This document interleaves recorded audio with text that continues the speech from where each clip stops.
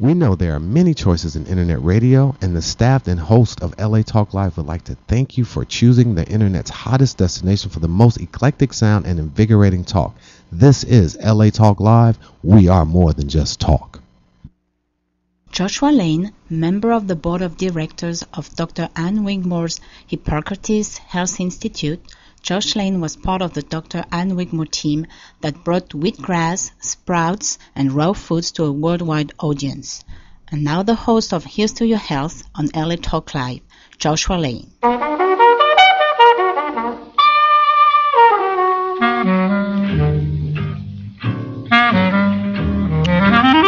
Thank you for tuning in to this edition of Here's to Your Health. I'm your host, Joshua Lane, and you're listening to us today on the LA Talk Live radio network. My guest is Tommy Teeple. Tommy Teeple, musician, and works with what is called Edible Landscape, teaches organic agriculture to help us grow fruits and vegetables that not only are good for us, but also look lovely in the house and in the yard and the garden. Tommy Teeple, welcome to Here's to Your Health. Thanks so much. It's great to be here. Tommy, what originally made you interested in this organic gardening? I think reading about nature, probably about 20 years ago, when I returned from a trip from Switzerland, I started reading lots of books and changing my diet. Mm-hmm. And littered throughout all these books was things about nature. Mm-hmm. So that basically, through the mind and then externally in my world, I started changing things, and that led me to Edible Landscapes. So you were just a young man in your 20s, you decided, okay, this made sense to you. Yeah, it did. I think from one little experience after the next, those experiences started to culminate into actual big changes in my life, like being outdoors a lot more.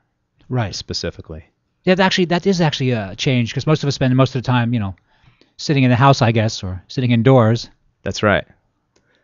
So where did you travel that you thought was very lovely? Where would you go? Just where would I travel to? Yeah. I love Southern California, where I live. Mm-hmm. That's for sure. And I lived in Switzerland for 3 years, and it was really beautiful there. Wow.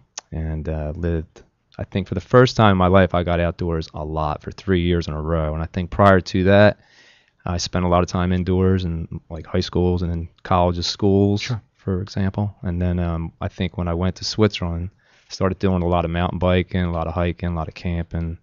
And I think a lot of just downtime, and just my life slowed up when I went there. Mm-hmm.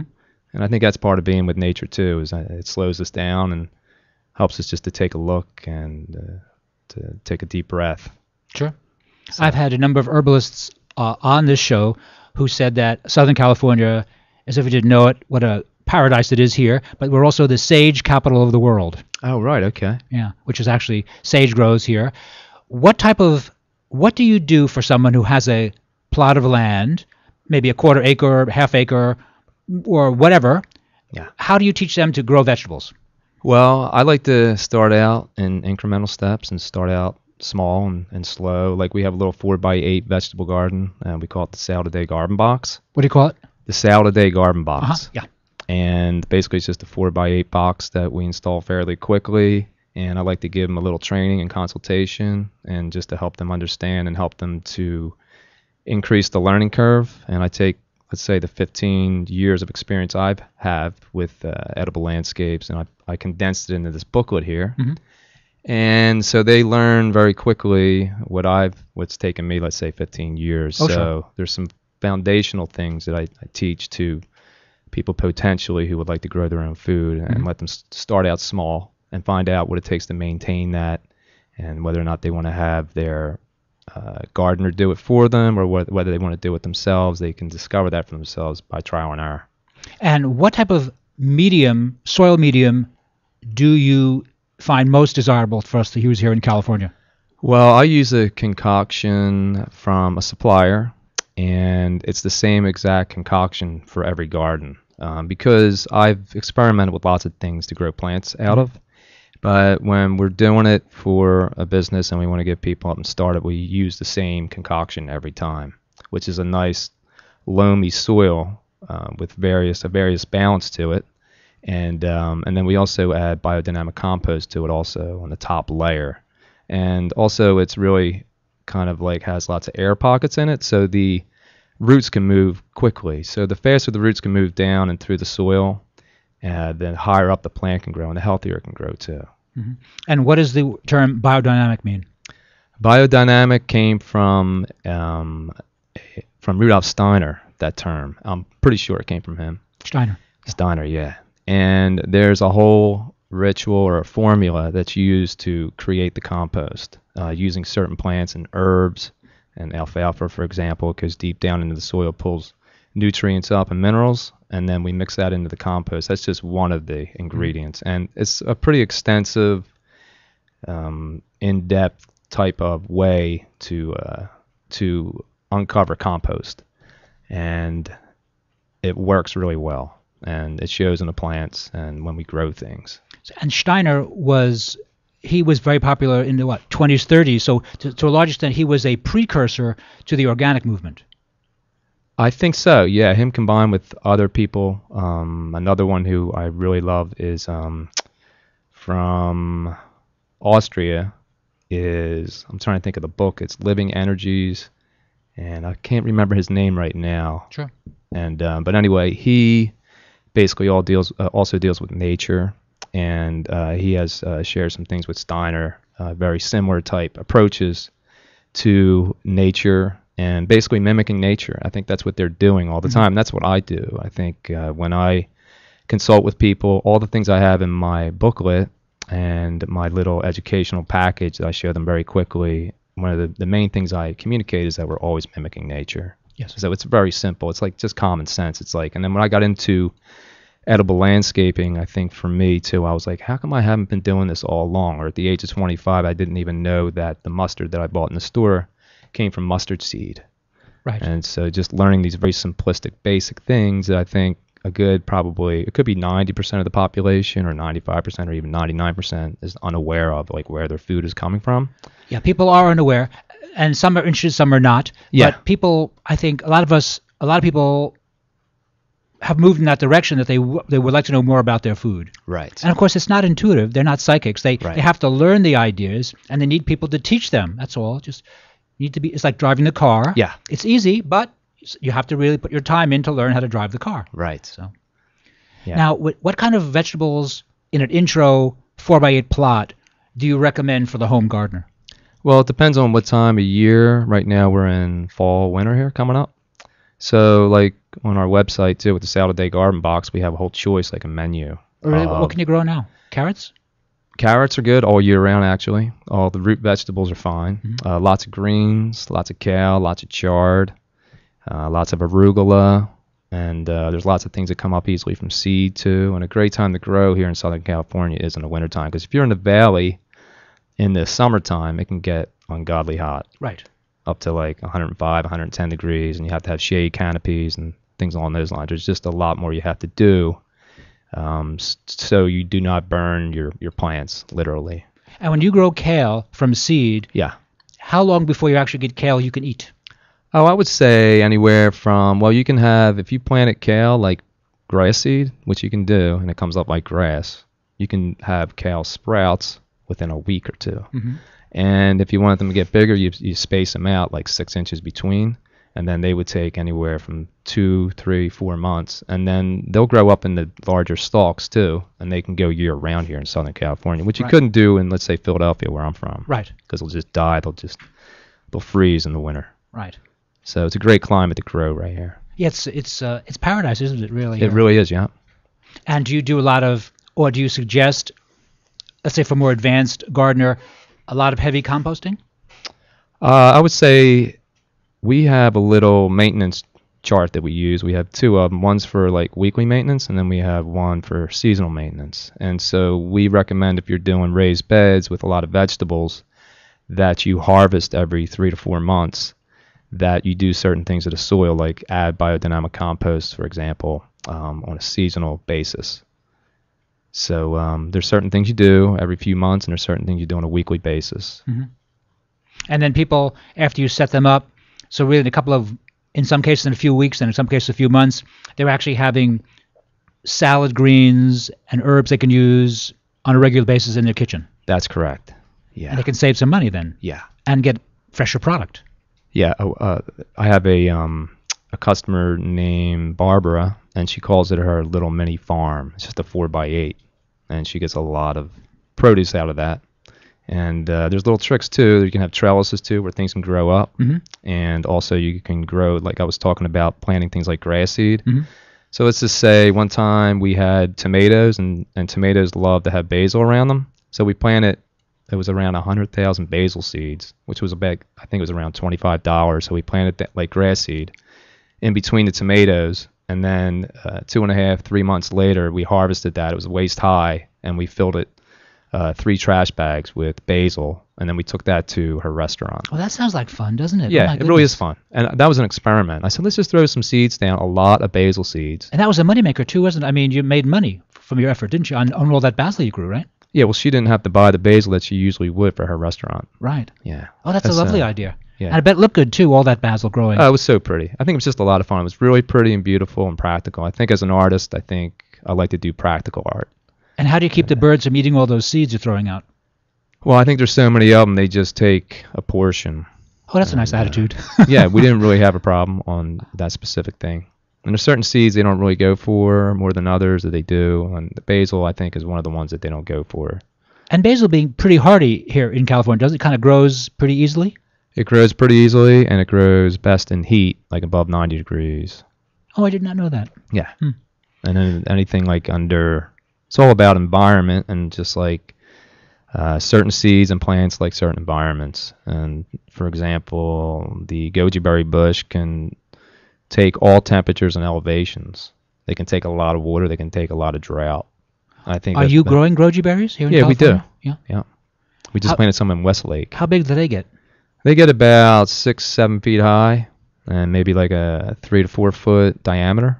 Oh my goodness. Yeah. Now that's new. No one was doing that 10 years ago, were they? No, I don't think so. No, I don't think so either. No. So, No, goji is kind of a new phenomena. Yeah. So you briefly mentioned on the idea of tomatoes and basil do nicely together. Yeah. That's called companion planting. That's right. What other little tips have you got for us on companion planting here in California? Well, again, I always say the big 2 or 3 words: mimic nature. And I think when we plant things in families, it really helps out. So like peas and carrots is a big one. And, Really? yeah, and there's just, and sometimes you just start figuring out too, some of the spicy things, you notice that they get along better with other spicy things. Such as? Let's just say like cabbage would get along good with broccoli. And they have or arugula too. Arugula is spicy. And you realize that doesn't do that well with tomatoes. Yeah, and we have these lists too. Like for every, let's say broccoli, for example, you just look to the the column next to it in a chart, and you see what it gets along with, and then what it does not get along with. Can you grow broccoli in those little 4x8 trays? Sure, yeah. You really? No kidding. Yeah, broccoli sprouts. I've always, you're talking about the 4x8 box? Yeah, 4x8 box. Yeah. You can actually grow a broccoli plant. Sure, yeah. Yeah, we've done that a lot of times. I've always had trouble growing broccoli here in California. I just get nothing. Right, okay. Kind of spreads and it really diseased. depends on the soil. We always like to look at the soil. We have the same concoction. We're always learning throughout the years what works best and we listen to people's ideas. And I know David King here. He was on the David show. King was here, yeah. Yep. Mm-hmm. And we just converse with one another, and we read things, and then we try things, and we see what works best and what doesn't. And do you work with animal manures? Not that much. Well, with the biodynamic compost, which is something I don't do myself. It's so, let's say, time-consuming, and that I have my focus, which I think is getting the structures in and getting the basics in for people. And then it seems the people that are attracted to me that have edible landscapes put in are people that want to maintain the gardens themselves in general. Yeah. And sometimes you have some people that will have their gardeners do it or their maintenance people. Mm-hmm. So, yeah. For those of you just tuning in today to Here's to Your Health on LA Talk Live, we're speaking with Tommy Teeple, who does edible landscapes and works with the environmental issues. And Tom is based here in Southern California. Tommy, why don't you give us some how we can get in contact with you? You can type in TommyTeeple.com, and that's TEEPLE. And then also you can go to the Edible Landscaping website, which is edbl.net. Yeah. Okay, so Tommy Teeple and then Edible Landscaping. That's correct. Yeah, and you can also just do a search too for Tommy Teeple, and I'll come up. Alrighty. We are going to take a very short break, and please listen to these important messages, and then we'll be right back with Tommy Teeple on LA Talk Live. This is Here's to Your Health with Josh Lane.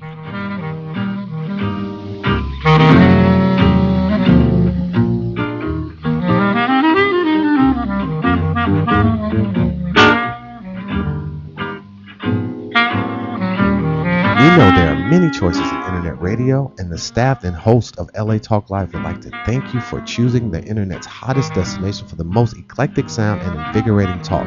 This is LA Talk Live. We are more than just talk.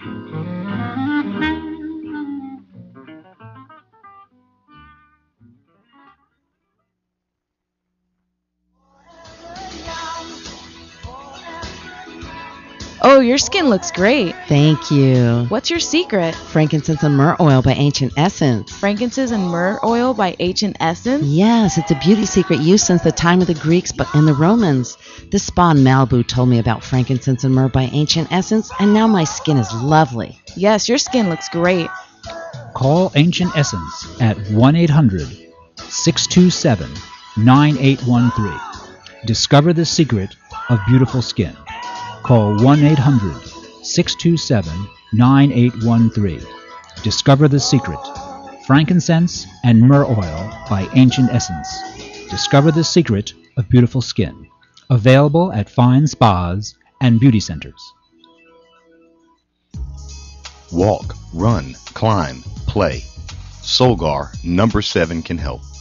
Feel the difference for yourself. Solgar number 7 actually shows improvement in joint comfort within 7 days. Now you can start to get back on track fast and pursue the activities you love. Solgar number 7 is a breakthrough in joint care with no glucosamine and no chondroitin. The advanced bioactives in Solgar number 7 help to increase flexibility, mobility, range of motion, and actually shows improvement within just 7 days. 1 capsule, once a day, is all you need. When stiff joints occasionally say no, Solgar number 7 says yes. Visit Solgar.com and learn more about Solgar number 7 today.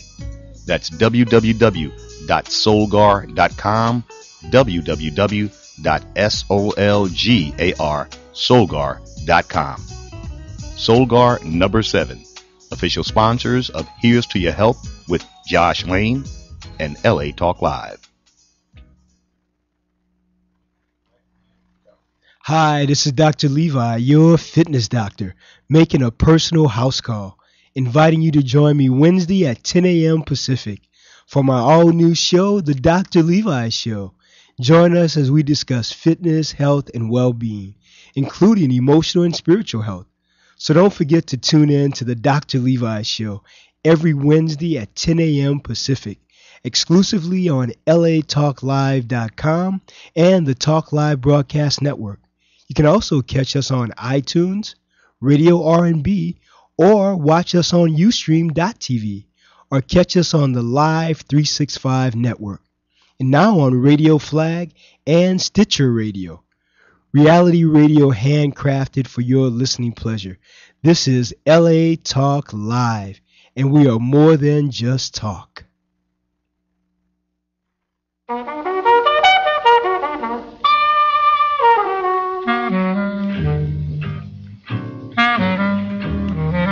We're back. Thank you for tuning in to this edition of Here's to Your Health. I'm your host, Joshua Lane, and you're listening to us today on the LA Talk Live radio network.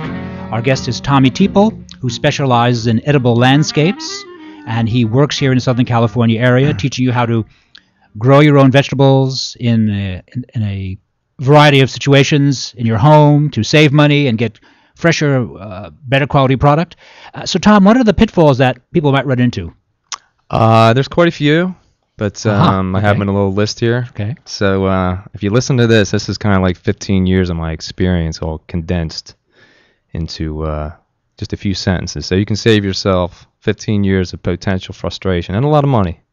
Okay. If you, that sounds fair. Yeah, if you just kind of adhere to this. And I watch people sometimes. I recommend, let's just take the first one, for example. It says typical pitfalls. So little or no planning, research, and no budget, unrealistic, unclear, patchy plan. That could be Yeah, problematic. blind Yeah. experimentation, Right. which I've done a lot of this, but Mhm. I narrowed it down over the years. So it's really important to have a drawing. And I think especially if you're having a larger project. So if you're doing a little 4x8 box or just a little raised bed or something like that, then, and especially if you're doing it by yourself too. Now, if you're involving more people, then I think the more of a plan or at least guidelines you'll need. So, and then let's see here, using native tight soils. Something you really need to realize is that the reason why we do raised beds is so the soil is looser, so the roots can move and grow quicker. Mhm. The plants, the vegetables, and so that's a really important thing to know. The vegetables will grow them quick, and to do that, you have to have loamy, loose soil. And let's see, unbalanced pH in the soil. Sometimes the soil can be too alkaline or too acid, and if it's one of those two, we always need a balance. And you'll have an imbalance if it's too alkaline or acid, and that'll affect the plants. And if you're living in a wild area, which I live up in Topanga, and there's lots of places there where we need animal protection. You know, so the deer can come in literally within a few hours. Eat all your stuff. Just clear everything out in an hour, which is pretty frustrating. Oh yes. Oh yes. So Yeah, try to be pacific, but if they come and eat all your stuff, you think, I'm going to shoot them next time they show up here. You know. So. right. Yeah. So okay, and then no animal protection. So if we're talking about fencing of some type. Yeah, we have things that gopher wire beneath, so the gophers cannot get underneath, and also above for the deer or squirrels, for example. And basically, here in Southern California, I've learned I was really turned off when I saw gopher wire and chicken wire, and because back in Philadelphia, I just didn't really have the need to do that, because I think a lot of my jobs over there were more residential neighborhoods, Mhm. and here we get into areas and places where there's a lot of neighborhoods that are residential, but they're butted right up against a park, for example.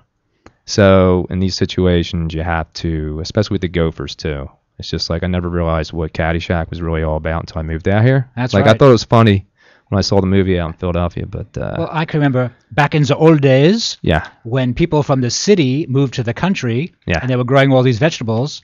People who lived in the country people said to them, well, you have a nice garden there. You should have a dog. You should have fencing. And they said, oh, no, we don't need a dog. We don't. Right. We'll let them eat a small percentage of it. And it's not. And then they ate everything. And then the country people kind of smiled at them thinking, okay, city person, we told you needed a dog. You needed a fencing. yeah, And told you so. kind of cost them a season. Right. That's part of the old learning curve, Mhm. the common pitfalls. And so no protection from extreme temperatures in the sun. It's really important to have like a shade canopy. We recently did a job in Westlake, and I asked my customer, and I just said to him, I said, how hot does it get here? And he says, oh, we get a lot of Malibu air coming off the ocean, even though it was still in the valley, but it was further up north. Mhm. And so I just kind of forgot that, but then we went and did the job, and when we were into the job, we started having temperatures of like 102, 105, and then the closer you were to the ground, it even gets hotter than that. And so what we discovered was that when we planted some vegetables, they just fell over they looked like wet tissue paper. They looked like they were dead, but immediately we just went out and put a shade canopy over it, and that rectified the problem, and they actually stood right back up Oh, good. within a few hours. So it's just really important to have a shade canopy in really hot areas, or like the valley or in deserts, and so it just depends on where you're at. Mhm. And let's see, not enough sun or too much. It's really important with vegetables to have a lot of sun. And there's certain things that'll do okay in trickle sunlight, and things like berry bushes do really good in trickle sunlight. Right. Right. So But in- vegetables need they need direct sun. they need direct sun, I would say, at least 4 to 5 hours a day. So the more sun, the Oh, better. 4 to 5. Okay. Mhm. Yeah, Right. and actually, I've read some things, let's say on the internet or other people's experiences. They said, like they had one time this thing, a list of shade vegetables that you can plant, and I actually did that, and it was 3 hours. They said you need it, and from my experience, that we need more than 3 hours. Gotcha. And I would say 5, just based on my direct And with 3 experience. hours, they just don't grow that fast, or they just. Not flavorful, or They won't grow fast, and they'll have they're kind of like their immune systems aren't as strong, and they'll get invaded by bugs, small bugs and aphids, and just different things will start eating their leaves, and so they'll just start looking unhealthy, and then so you don't want to eat you them. really feel that the healthier plants resist insect infestation with greater facility. Yeah, for sure. All right. Yeah, if we plant things, if you use all these ingredients, I always say it's like baking a cake, having a garden, a vegetable garden. If you leave out one ingredient, then the whole thing can flop. Right. Like if you forgot a shade canopy, and it's real hot, there goes everything. Or if you forget the animal protection. But anyway, so every ingredient's really important. So that's just not theoretical then. In other Yeah. words, if the soil is healthy, the plants are healthy. Yeah. If the soil is not healthy, then the plant is open to invasion by insect pests. You feel that's an accurate, a valid concept. Yeah, All right. based on my experience. All right. All right, so let's see what else we have here. Forgetting to mulch, sometimes it's good to mulch, and that helps save water and water retention, and that can break down. And also we use the biodynamic compost as like a mulch too. So What do you use in your mulch? Wood chips? I have over the years I went from using like tree bark, and also another thing I use too instead of mulch is like I was saying about the basil that we planted, and using that also. I think that looks the prettiest, and for me I think that's the way to What, go. basil is mulch? Well, not as a mulch, but using it as a ground cover in between the plants. That does sound like a great idea. Yeah, it just looks great. It just looks like a green rug. Right. So, but I guess over the years, I went from using mulch to using ground cover and using things like broccoli and basil or arugula, and just spreading that out like you were doing sprouts, just like you do in your kitchen, like the raw foodists do. Right. And you just do that directly in the garden. And then along with biodynamic compost, it really flourishes. Okay, And then that we sounds turn good. those, sometimes those sprouts, we turn them right back into the soil Mhm. on a seasonal basis. So we dig them up and just bury them down below, and then they break down. That becomes compost. And Sure. so, yeah. And let's see. Sometimes we have you can buy unhealthy plants. They're not really the constitution of the plant is not that great from the get-go. And people say, "Oh, why didn't my lemon tree do that great?" And sometimes it's just the way they're cultivated. And so just things to keep in mind is like sometimes you have these problems, and there's all kinds of reasons why they might not be the best tree in the world or the best. Do you prefer seeds. organic seeds? Yeah, I do. I try and get heirloom seeds. Heirloom seeds. What is that? What's that mean, concept-wise? Basically, it's a seed over the years. It basically it's never hybridized. Mm-hmm. So if you take a tree cutting and you graft it and you grow that tree, it might produce some seeds, but it never came from the original seed. So we basically want to deal with the original seed all the time. That's what you call an heirloom seed. And you find they're hardy, or they have more food value, or? Yeah, they do, and I think that they really have a lot of value too, just in our lives, just in general. Mm-hmm. And so I think that's why it's really important to preserve these seeds and to stick to the originals. And over the years, and just what a seed can do. You plant one seed. Let's just say I remember I looked up at this white sapote tree we have in Topanga, and sapotes. Oh my goodness. yeah, and these two trees grow like 1,000 white sapotes. And I was just thinking, this one seed can grow another tree and produce 1,000 white sapotes for, let's say, 20 years. That's 20,000 white sapotes. And each seed, it's just exponentiates. So Right. each seed, if you took, it's just mind-blowing. Right. So I really find a lot of substance in seeds and value. In fact, we could use that for a currency, maybe at some point. Or maybe they used to. I know for a fact they used to use seeds for It currency. would make sense that they might have used them at one time. Yeah, Sure. yeah. Planting at the wrong times of year. So if you're trying to plant, for example, the basil in the wintertime, here in California, Southern California, I think it's too cool. So the edges of the leaves might turn brown and yellowy, and they're just not that healthy. So it's good to plant certain things at certain times, and we have that on our website too, Gotcha, in for the sure. menu. Mhm. And no companion planting, and plant as if it were a small jungle ecosystem, which we talked about earlier. So that's some of the common pitfalls right there. Well, that sounds good. That Yeah, sounds thanks. good. For those of you just tuning in, we're speaking with Tommy Teeple, who specializes in edible landscapes here in the Southern California region. Tom, just before we take a break, give us your website again. It's TommyTeeple.com, And the edible landscaping website to go directly to is edbl.net. Thank you very much. Please stay tuned. After we come back from this short break, Tommy Teeple and Marie Rains will sing one of Tommy's original songs, so please stay tuned. We'll be right back.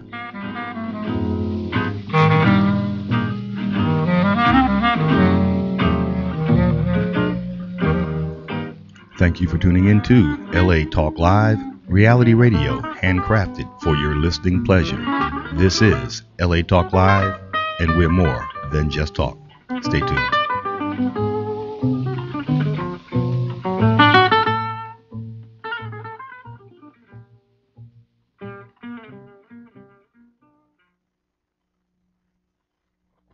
Hey, are you spending your time or are you wasting your time? Well, kill some time hanging out with Michael Collier, Brooks Jackson, and the whole crew at the Michael Collier Morning Show. I Get Up Late. That's every Tuesday, 3 until 5 p.m. Pacific Standard Time. If you don't know what that is, you better get on the internet and look it up. And while you're there, go to latalklive.com and check me out. Hi, this is Demetrius. And I'm AJ, inviting you to join us every Tuesday at 5:30 for our all-new show, Real Talk with Demetrius and AJ. We are your alternative to mainstream media's non-discussion of the real issues. No more sound bites, no more talking points, just real talk. The guests on our show will include a wide array of people from all walks of life: elected officials, politically active celebrities, young leaders, and most importantly, you will all be included in this dialogue that is sure to be provocative and real. So don't forget to tune in and listen to Real Talk with Demetrius and AJ every Tuesday at 5:30, exclusively on latalklive.com. You can also catch us on iTunes Radio R&B, Live 365, Radio Flag, and now Stitcher Radio. Or watch and listen directly at latalklive.com. Reality radio handcrafted for your listening pleasure. This is LA Talk Live. And we are more than just talk. Hi, this is Starlet Quarles, and I'm inviting you to join us every Wednesday from 5 to 6 p.m. for a new show right here on LA Talk Live, The Dialogue, Real Talk, Real People. Join us as we discuss the topics that are relevant to today's generational leaders. So don't forget to tune in to The Dialogue, Real Talk, Real People, every Wednesday from 5 to 6 p.m. right here on latalklive.com. You can also catch us on iTunes Radio R&B, Live 365, Radio Flag, and now Stitcher Radio. Or watch and listen directly at latalklive.com. Reality radio handcrafted for your listening pleasure. This is LA Talk Live, and we are more than just talk.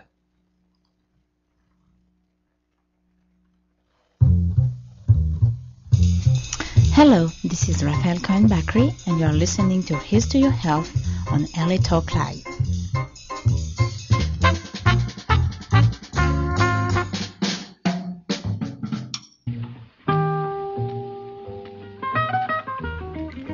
We're back.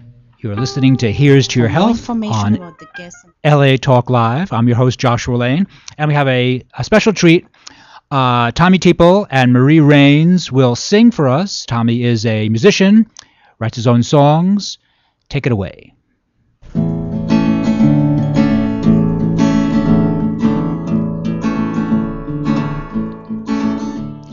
Garden girls in a garden world. Garden girls in a great big garden world. Planting seeds every day, making way for a new world.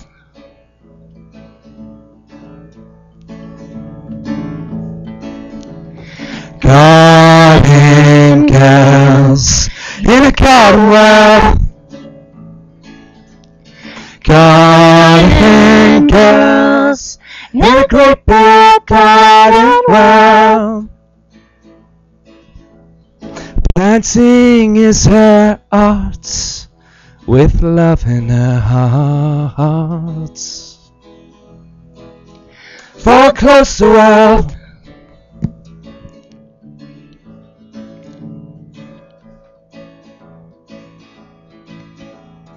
Nothing can compare. The wind in her hair. With every seed she knows, with every thought she sows, quietly leading the way.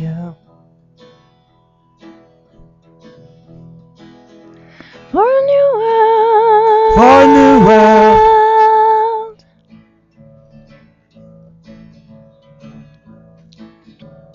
Gratitude and all for it all.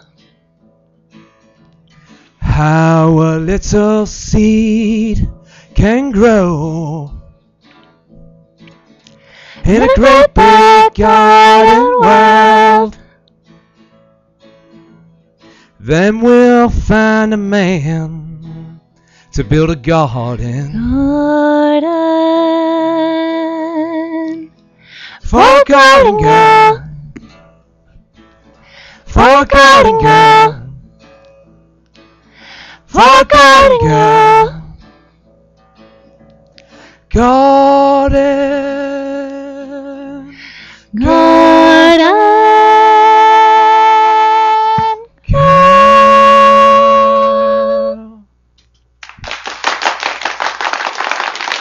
Tommy Marie.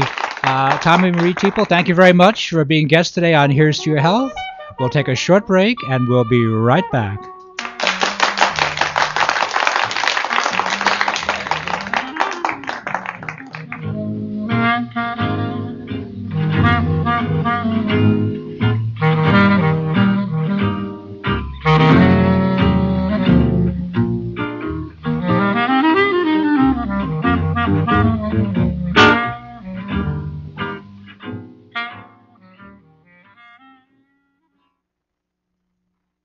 Hi, this is James Kinney from Kinney Group Creative, inviting you to join us every Thursday from 2 p.m. to 3 p.m. Pacific Standard Time for our all-new show, What Catches Fire. We're going to be discussing the love, life, and politics of the American brand. So don't forget to tune in to latalklive.com every Thursday from 2 to 3 p.m. exclusively on latalklive.com. You can also catch us on iTunes Radio R&B, Live 365, Radio Flag, and now Stitcher Radio. Or watch and listen directly at latalklive.com. Reality radio handcrafted for your listening pleasure. This is LA Talk Live, and we are more than just talk.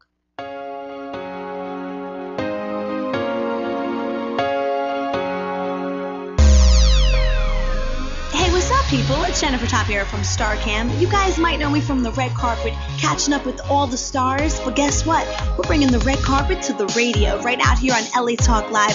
I'm going live Thursday nights at 6 p.m. We got hot topics, celebrities, and much more. We were featured on Chloe Lamar on E!, Howard Stern, T.I.'s Family Hustle. You know how we do. So check it out on Thursday nights, 6 p.m. All things Hollywood, everything celebrity. StarCam Radio? StarCam Radio? StarCam Radio! Oh yeah, follow us on Twitter at StarCam Radio.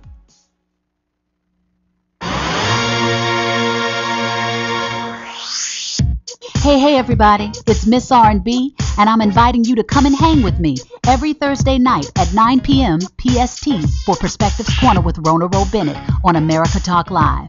Hear and see interviews and live performances from some of our favorite celebrities and personalities in entertainment, sports, business, and the wellness industries. We're getting lifted and we're going deep, talking about life and empowering the champion in us all. See you there.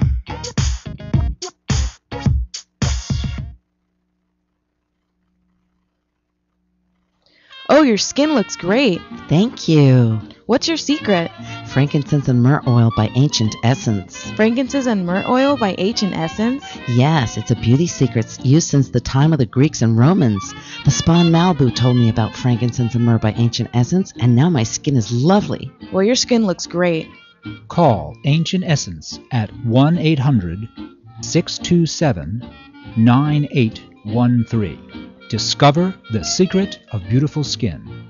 Call 1-800-627-9813. Discover the secret. Frankincense and myrrh oil by Ancient Essence. Discover the secret of beautiful skin. Available at fine spas and beauty centers.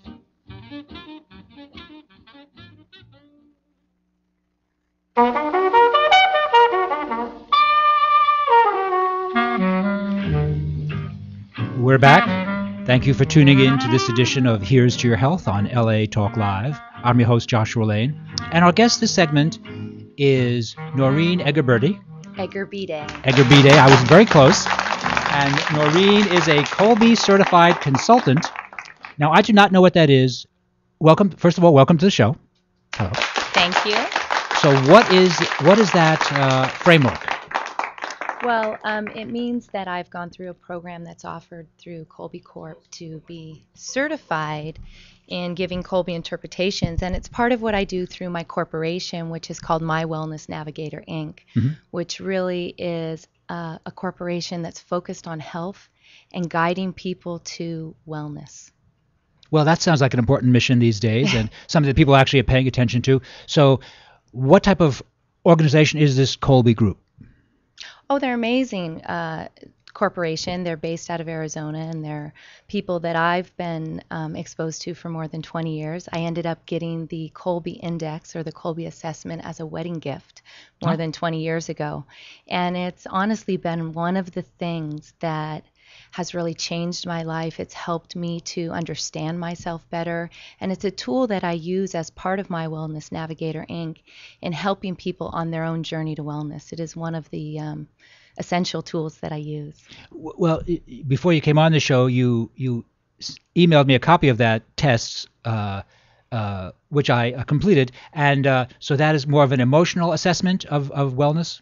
No, not at all. And actually, we like to clarify that it's not a test because there's no wrong or right answers. As you saw when you were filling it out, you had the option to choose what you would most likely or least likely do. So the index is really about helping you to discover your natural instincts, your natural way of doing things. And how that relates to health and wellness is when we are allowed the freedom to be ourselves, we are naturally going to be feeling less frustrated, less irritable. That certainly makes sense. Yes, and there's certainly in my own journey to wellness, the Colby was a key component of me really remembering all of the ways that I naturally do things and how that may be different, for example, than my husband, who happens to be very opposite than I am in his way of problem solving. And understanding that helped the marriage, it helped the parenting, and when I embarked, on my own corporation after more than 20 years in entertainment, it really allowed me to see how I naturally do things. And that was critical to my success. Because obviously, Josh, you could understand if we're doing it the way we are wired and programmed to do, it's going to be a lot easier. It's going to reduce our stress. It's going to improve our productivity. And if you happen to be facing any types of health challenges, the Colby is essential for understanding what you need and what your stressors are. And so to some extent, now that you know these ideas, which you just mentioned about doing things the way you see them in the universe, that makes perfect sense, but it's probably not something that you knew when you were 20. You only know that now as an adult, right? Or yes, did you know I knew it slightly after 20 because I was married at a very young age, and that was, like I said, a gift to me, this Colby assessment. But knowing it and knowing yourself really inside, and knowing, for example, the relationships and the situations that really are going to be for your upliftment and for your wellness is definitely something that you discover more as you get wise.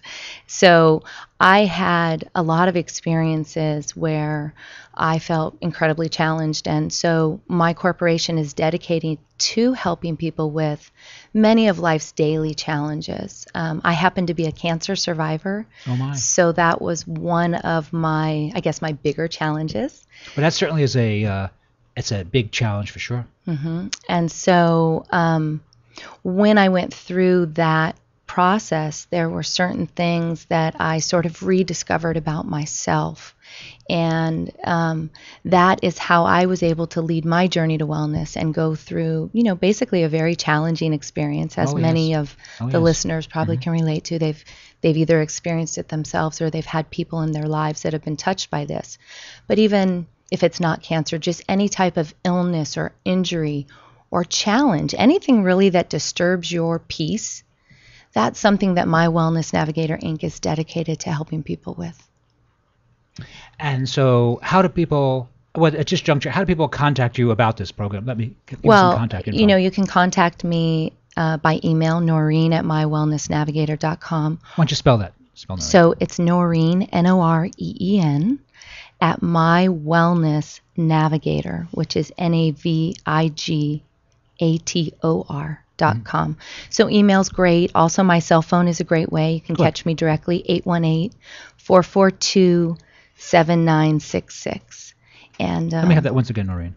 818-442-7966. So where is your office? Are you in Westlake Village? Yes, I have an office out in Westlake Village, and most of the work that I do can be done in multiple ways. You know, it can be done at the office. I also do a lot of conference calling and Skyping, but really there's no limitations. What I found before forming my corporation is I did a lot of international business. Mm-hmm. My background was entertainment, and really the world becomes a very small place with the tools that we now have. Your show is a great example of that. It really provides more access to people that maybe don't have the opportunity or the means to come to my office in Westlake Village. So there's lots of options for people getting the care and the support that they need.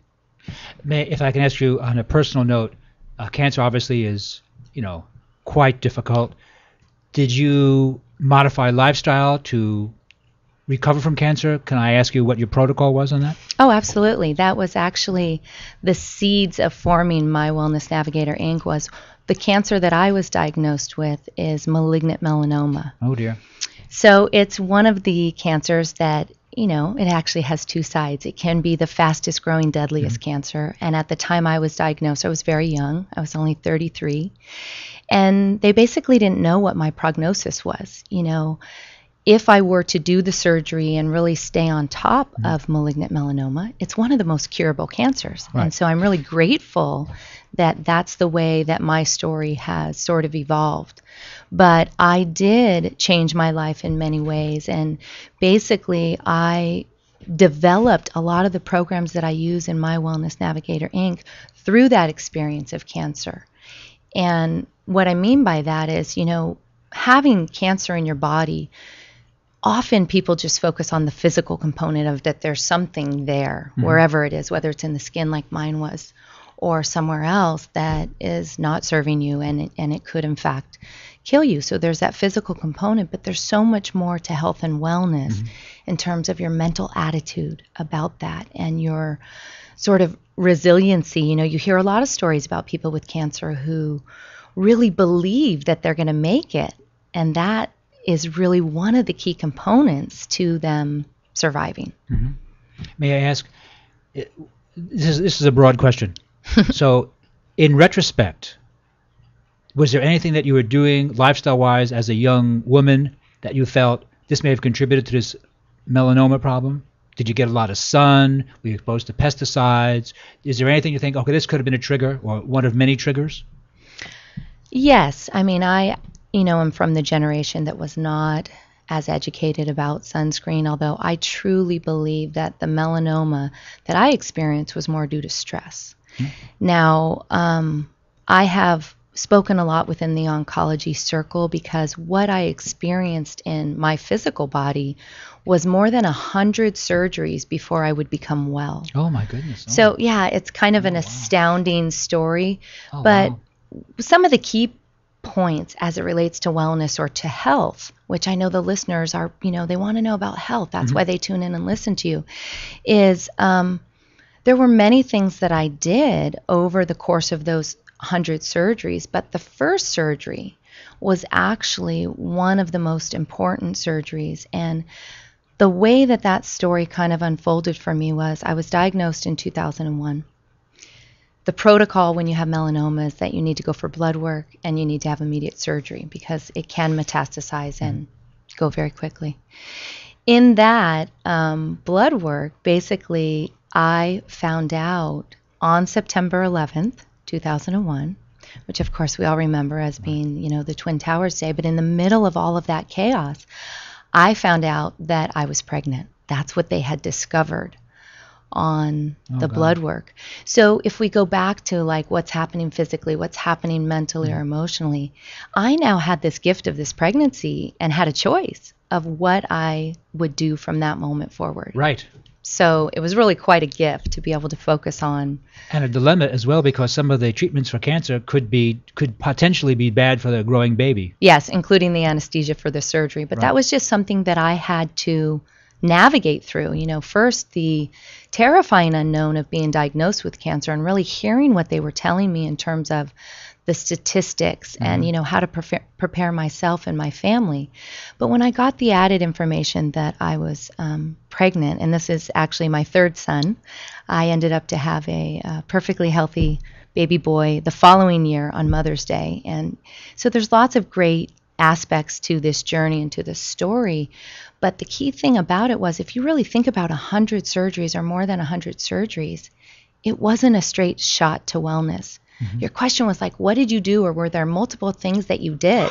Yes, on every front. I really looked at every aspect of my life and really looked at what I was eating, what I was thinking, any judgments, who was in my life. And, you know, sometimes there's people in our life and we know they're not good for us. And so we have to make a choice the same way that you choose to biopsy or get something off your body. You might choose to sort of compassionately and lovingly get somebody out of your life. And there were choices that I needed to make in that regard too. That's not an easy choice, but those are choices too. Those are choices. Yeah. So to really just commit and have the intention of being as well as I possibly could be.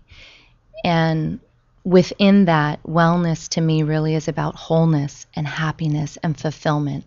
So I made a career change as well. You know, there was lots of things that I changed. Probably every aspect to my life I changed in some form or another. Wow. For those of you just tuning in, you're listening to Here's to Your Health on LA Talk Live. Our guest is Noreen Egerberti, who does Colby Consulting? Yes. And a recovered cancer patient. May I ask, let's just do something very basic from my perspective. Sure. Food-wise, what are some of the things that you did when you discovered you had melanoma? Well, I took a closer look at what I was eating. I had always been relatively healthy, but after many years of working in the entertainment business and working a really intense schedule. Were you a dancer? No. I worked, in many capacities with the studios and with a digital sound company, but it was a demanding schedule, as you know.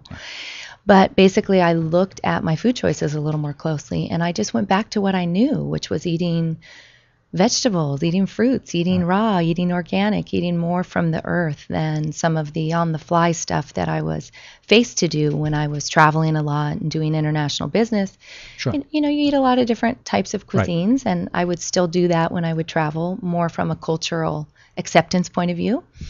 But when I had the choice, I always made healthy choices from that point forward, and I just recommitted to what I knew my body did best. And you feel that's is that a foundation idea to help recover from cancer? Just watch what you're eating? I think it's a great thing for anyone to do, irregardless of cancer. I think that we should be very conscious about what we put in our body, but even more so, I think we should be equally as conscious to what we think about what we put in our body and what we think about our life. I think the mental aspect in health is often overlooked, and how our beliefs about what's either going on inside of us or happening to us, there's another way to look at it, are really key to our abilities to not just survive life or cancer or, you know, a challenging marriage situation or survive the parenting years or whatever it is that people might be sort of surviving, but to really adjust our attitudes and our way of looking at issues so that we're thriving. That's what I really learned during that sort of 10-year or more chapter of going through some of those experiences of really embracing life and thriving, you know, which is different. And you can relate it to food. So, you know, really celebrating each meal, giving thanks.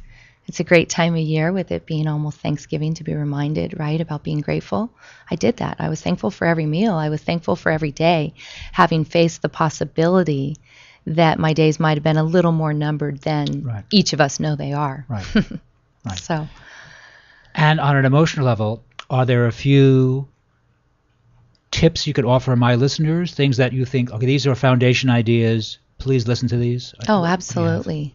I mean, some of the things that have been most effective for me and for many of my clients, across the board, regardless of what their issues are, gratitude. So here we are, Thanksgiving week. That is just so foundational for health.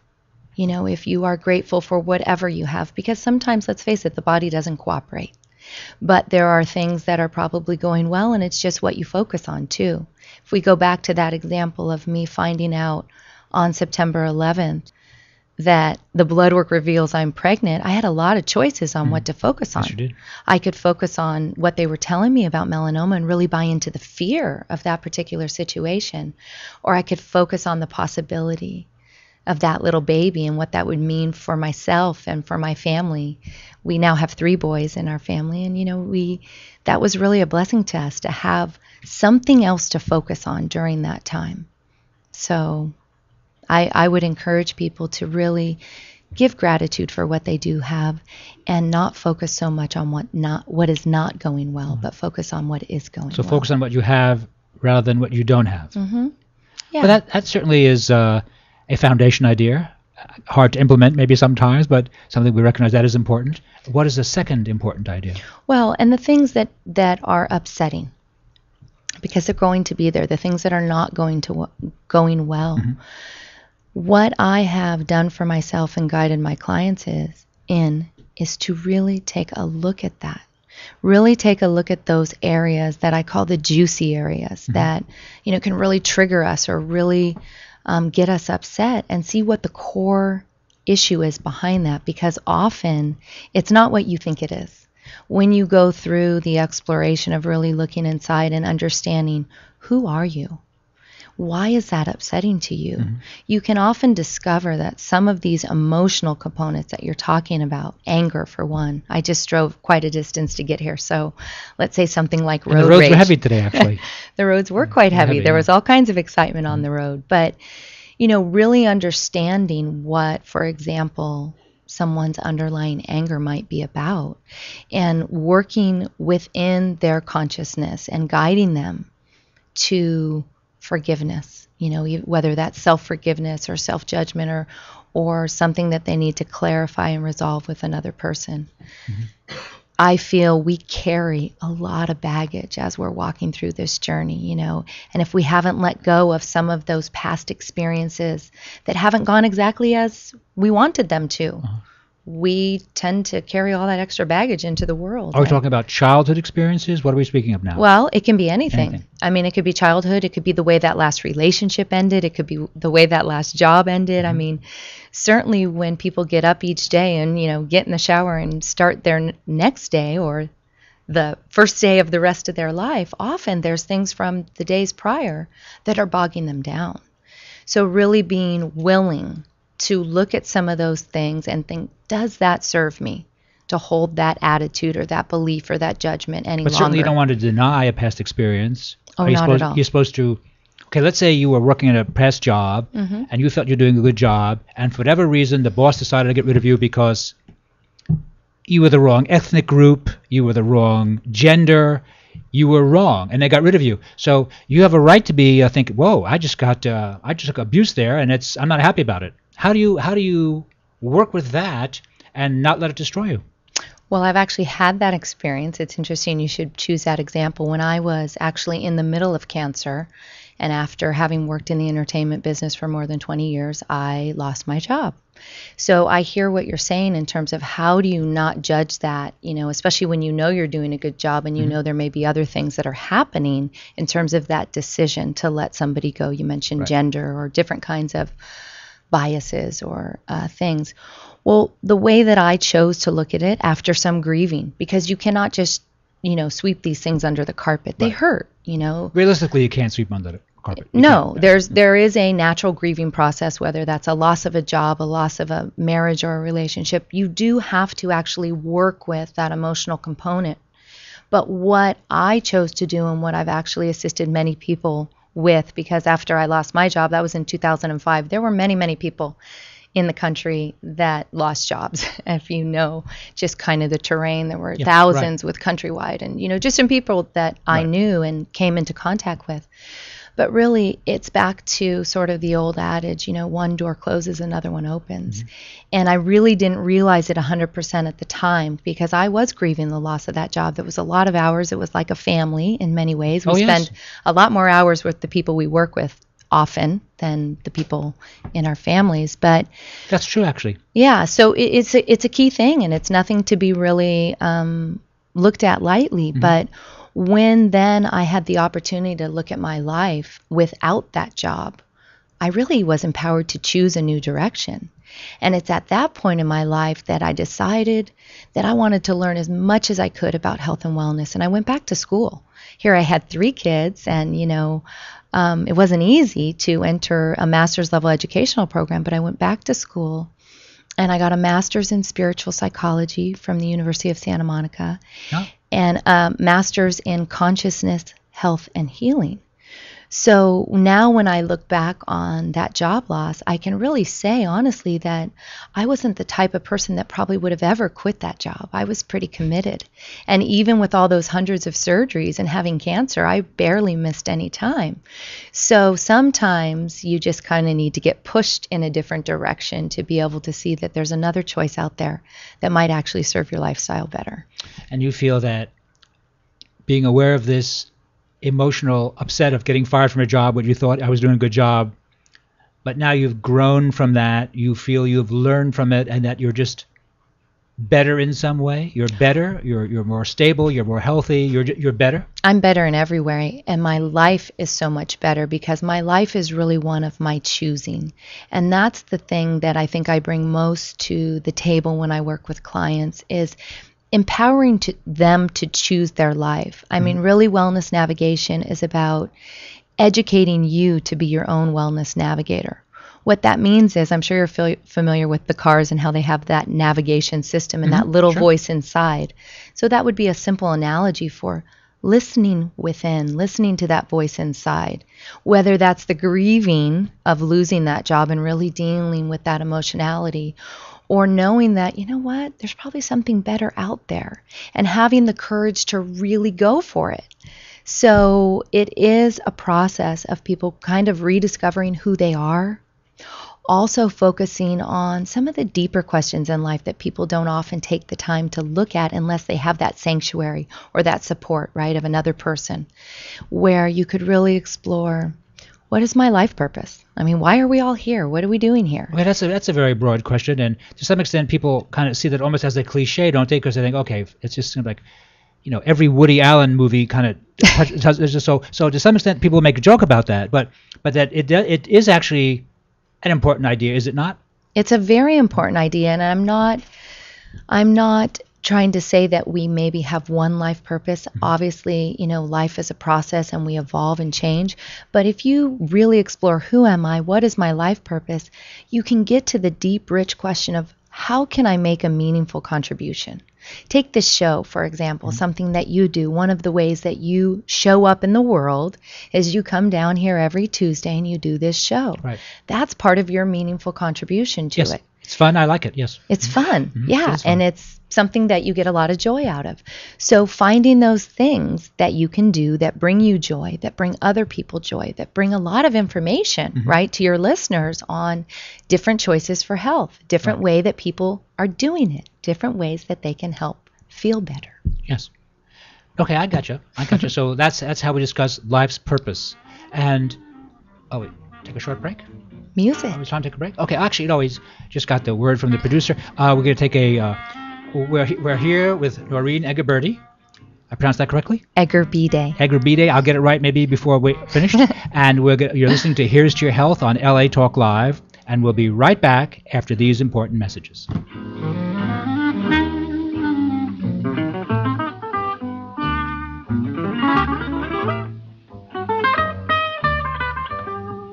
We know there are many choices in internet radio, and the staff and host of LA Talk Live would like to thank you for choosing the internet's hottest destination for the most eclectic sound and invigorating talk. This is LA Talk Live. We are more than just talk.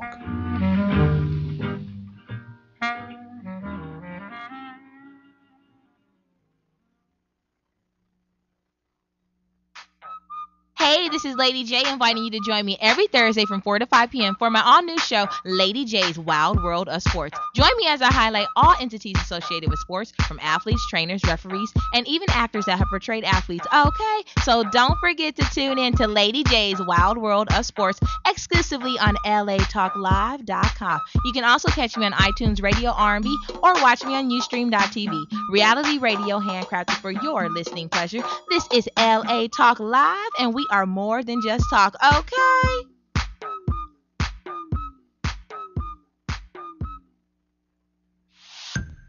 Hey ladies, don't you dread the holiday shopping season? Well, come close and listen up. On Saturday, December 8th, 2012, you can have fun, take care of you, and shop till you drop all in one place. Get yourself a nice massage, have yourself some coffee or tea, buy gifts, purses, shoes, all without kids, husbands, or boyfriends all up in your way. It's the 2012 Beauty, Wellness, Fashion, and Pampering Day just for you in beautiful downtown LA at the LA Theater Center at 514 South Spring Street. It all takes place Saturday, December 8th, 2012 from 11 a.m. to 5 p.m. Hey, get your tickets before December 1st and you will have a chance to win great holiday gifts. So tell your friends, let's go shop, relax, and party at the 2012 Beauty, Wellness, Fashion, and Pampering Day. Your tickets also help the Tracy Foundation, a program designed to uplift young people suffering with illnesses. If you can't join us, please donate what you can at the Tracy Foundation page at funwomeninla.com. That's funwomeninla.com. Or get your ticket now. This show will sell out. That's the 2012 Beauty, Wellness, Fashion, and Pampering Day, Saturday, December 8th, 2012, from 11 a.m. to 5 p.m. For tickets or more information, visit www.funwomeninla.com. That's www.funwomeninla.com, or call 818-478-7747. That's 818-478-7747. The 2012 Beauty, Wellness, Fashion, and Pampering Day. Official sponsors of LA Talk Live. We'll see you there. Walk, run, climb, play. Solgar number 7 can help. Feel the difference for yourself. Solgar number 7 actually shows improvement in joint comfort within 7 days. Now you can start to get back on track fast and pursue the activities you love. Solgar number 7 is a breakthrough in joint care with no glucosamine and no chondroitin. The advanced bioactives in Solgar number 7 help to increase flexibility, mobility, range of motion, and actually shows improvement within just 7 days. One capsule, once a day, is all you need. When stiff joints occasionally say no, Solgar number 7 says yes. Visit Solgar.com and learn more about Solgar number 7 today. That's www.solgar.com, www.solgar.com. Solgar number 7, official sponsors of Here's to Your Help with Josh Lane and LA Talk Live.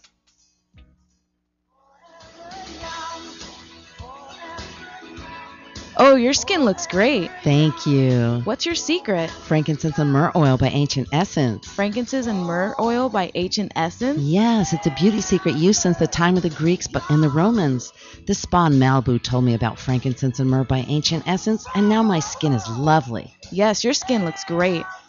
Call Ancient Essence at 1-800-627-9813. Discover the secret of beautiful skin. Call 1-800-627-9813. Discover the secret. Frankincense and myrrh oil by Ancient Essence. Discover the secret of beautiful skin. Available at fine spas and beauty centers.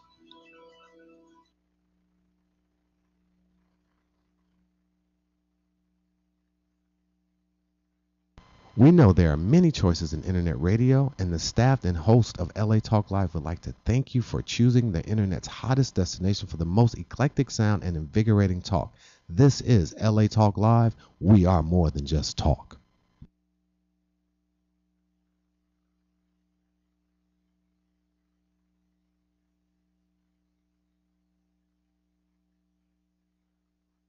Boom! Yeah. Now that I got your attention, yeah, hey.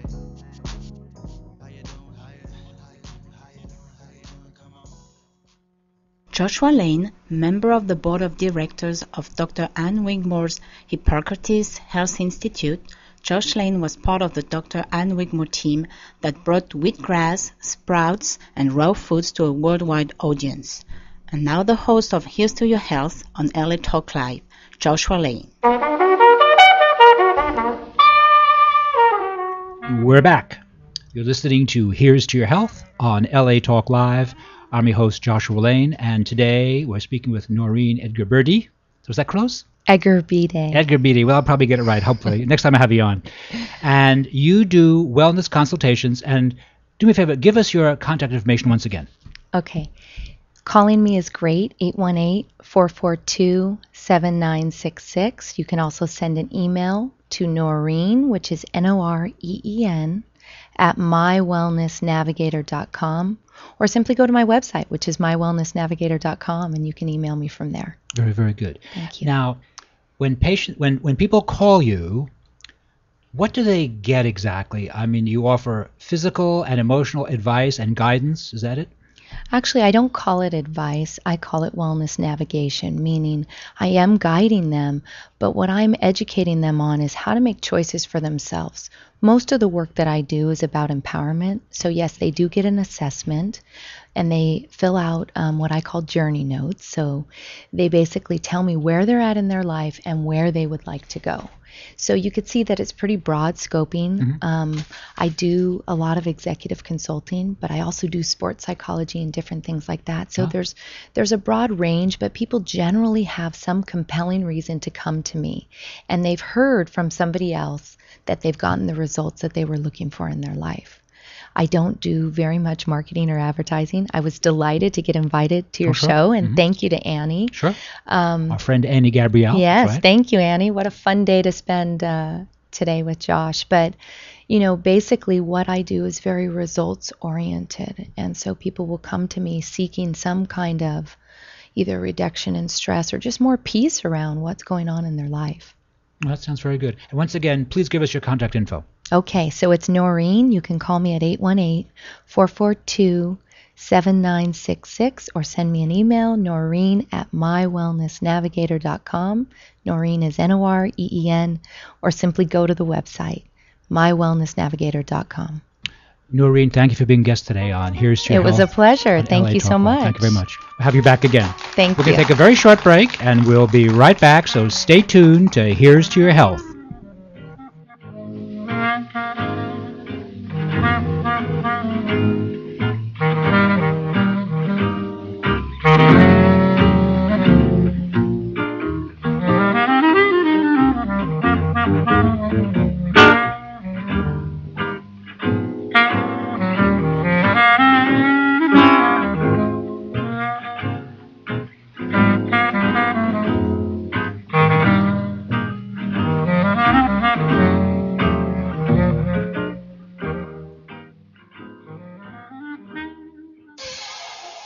Hi, this is Demetrius. And I'm AJ, inviting you to join us every Tuesday at 5:30 for our all-new show, Real Talk with Demetrius and AJ. We are your alternative to mainstream media's non-discussion of the real issues. No more sound bites, no more talking points, just real talk.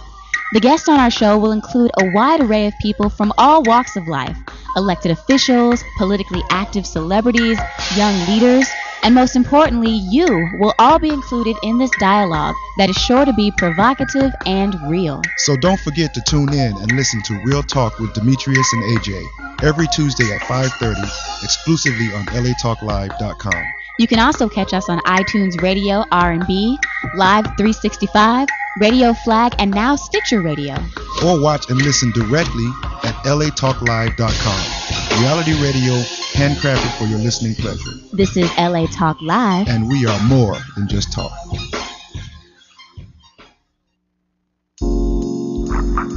Journey Sisters is an organization that embodies and captivates women from all walks of life. Our membership includes 44 women that are constantly growing in the areas of personal development and community involvement.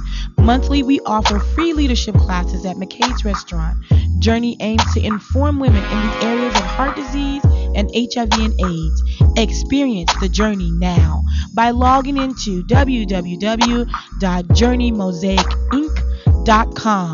Toll free 888-906-5519. Journey with no excuses.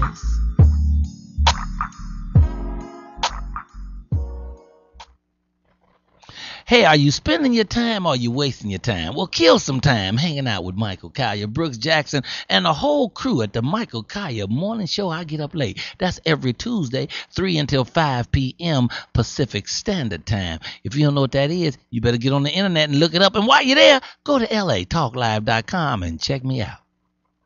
Joshua Lane, member of the board of directors of Dr. Ann Wigmore's Hippocrates Health Institute, Josh Lane was part of the Dr. Ann Wigmore team that brought wheatgrass, sprouts, and raw foods to a worldwide audience.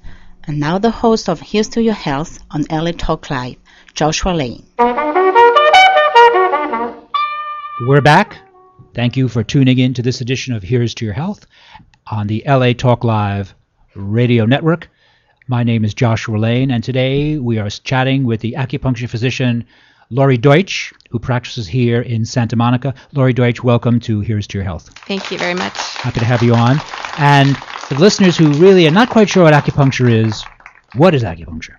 Okay, well, first of all, let me say that I'm a doctor of acupuncture and oriental medicine and also nutritionist.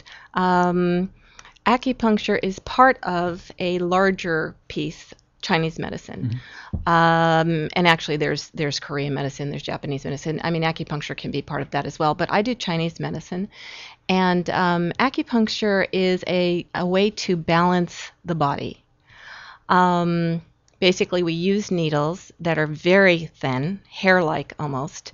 They're not like a hypodermic syringe. I mean, actually 18 or 21 acupuncture needles can fit inside the hollow of a syringe. So it's painless. I mean, every acupuncturist needles differently, certainly, but it is a painless and very relaxing therapy, and it balances the system. So what is acupuncture? It is, there are meridians in the body. So we have the little man here. Yes. And there are channels, we also call meridians, that travel throughout the body.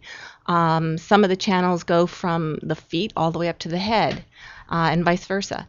So there are a lot of points on the body, and we access those points in order to create an effect. So our intention might be to help heal a particular illness, or it could be back pain, it could be anything really.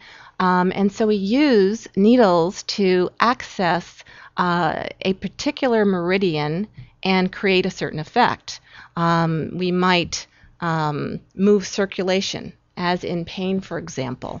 We think of pain in Chinese medicine as a blockage of qi, which is energy or vital force, and blood sometimes, or fluids. And so we want to move that blockage through, because the blockage is creating pain. It's stagnating.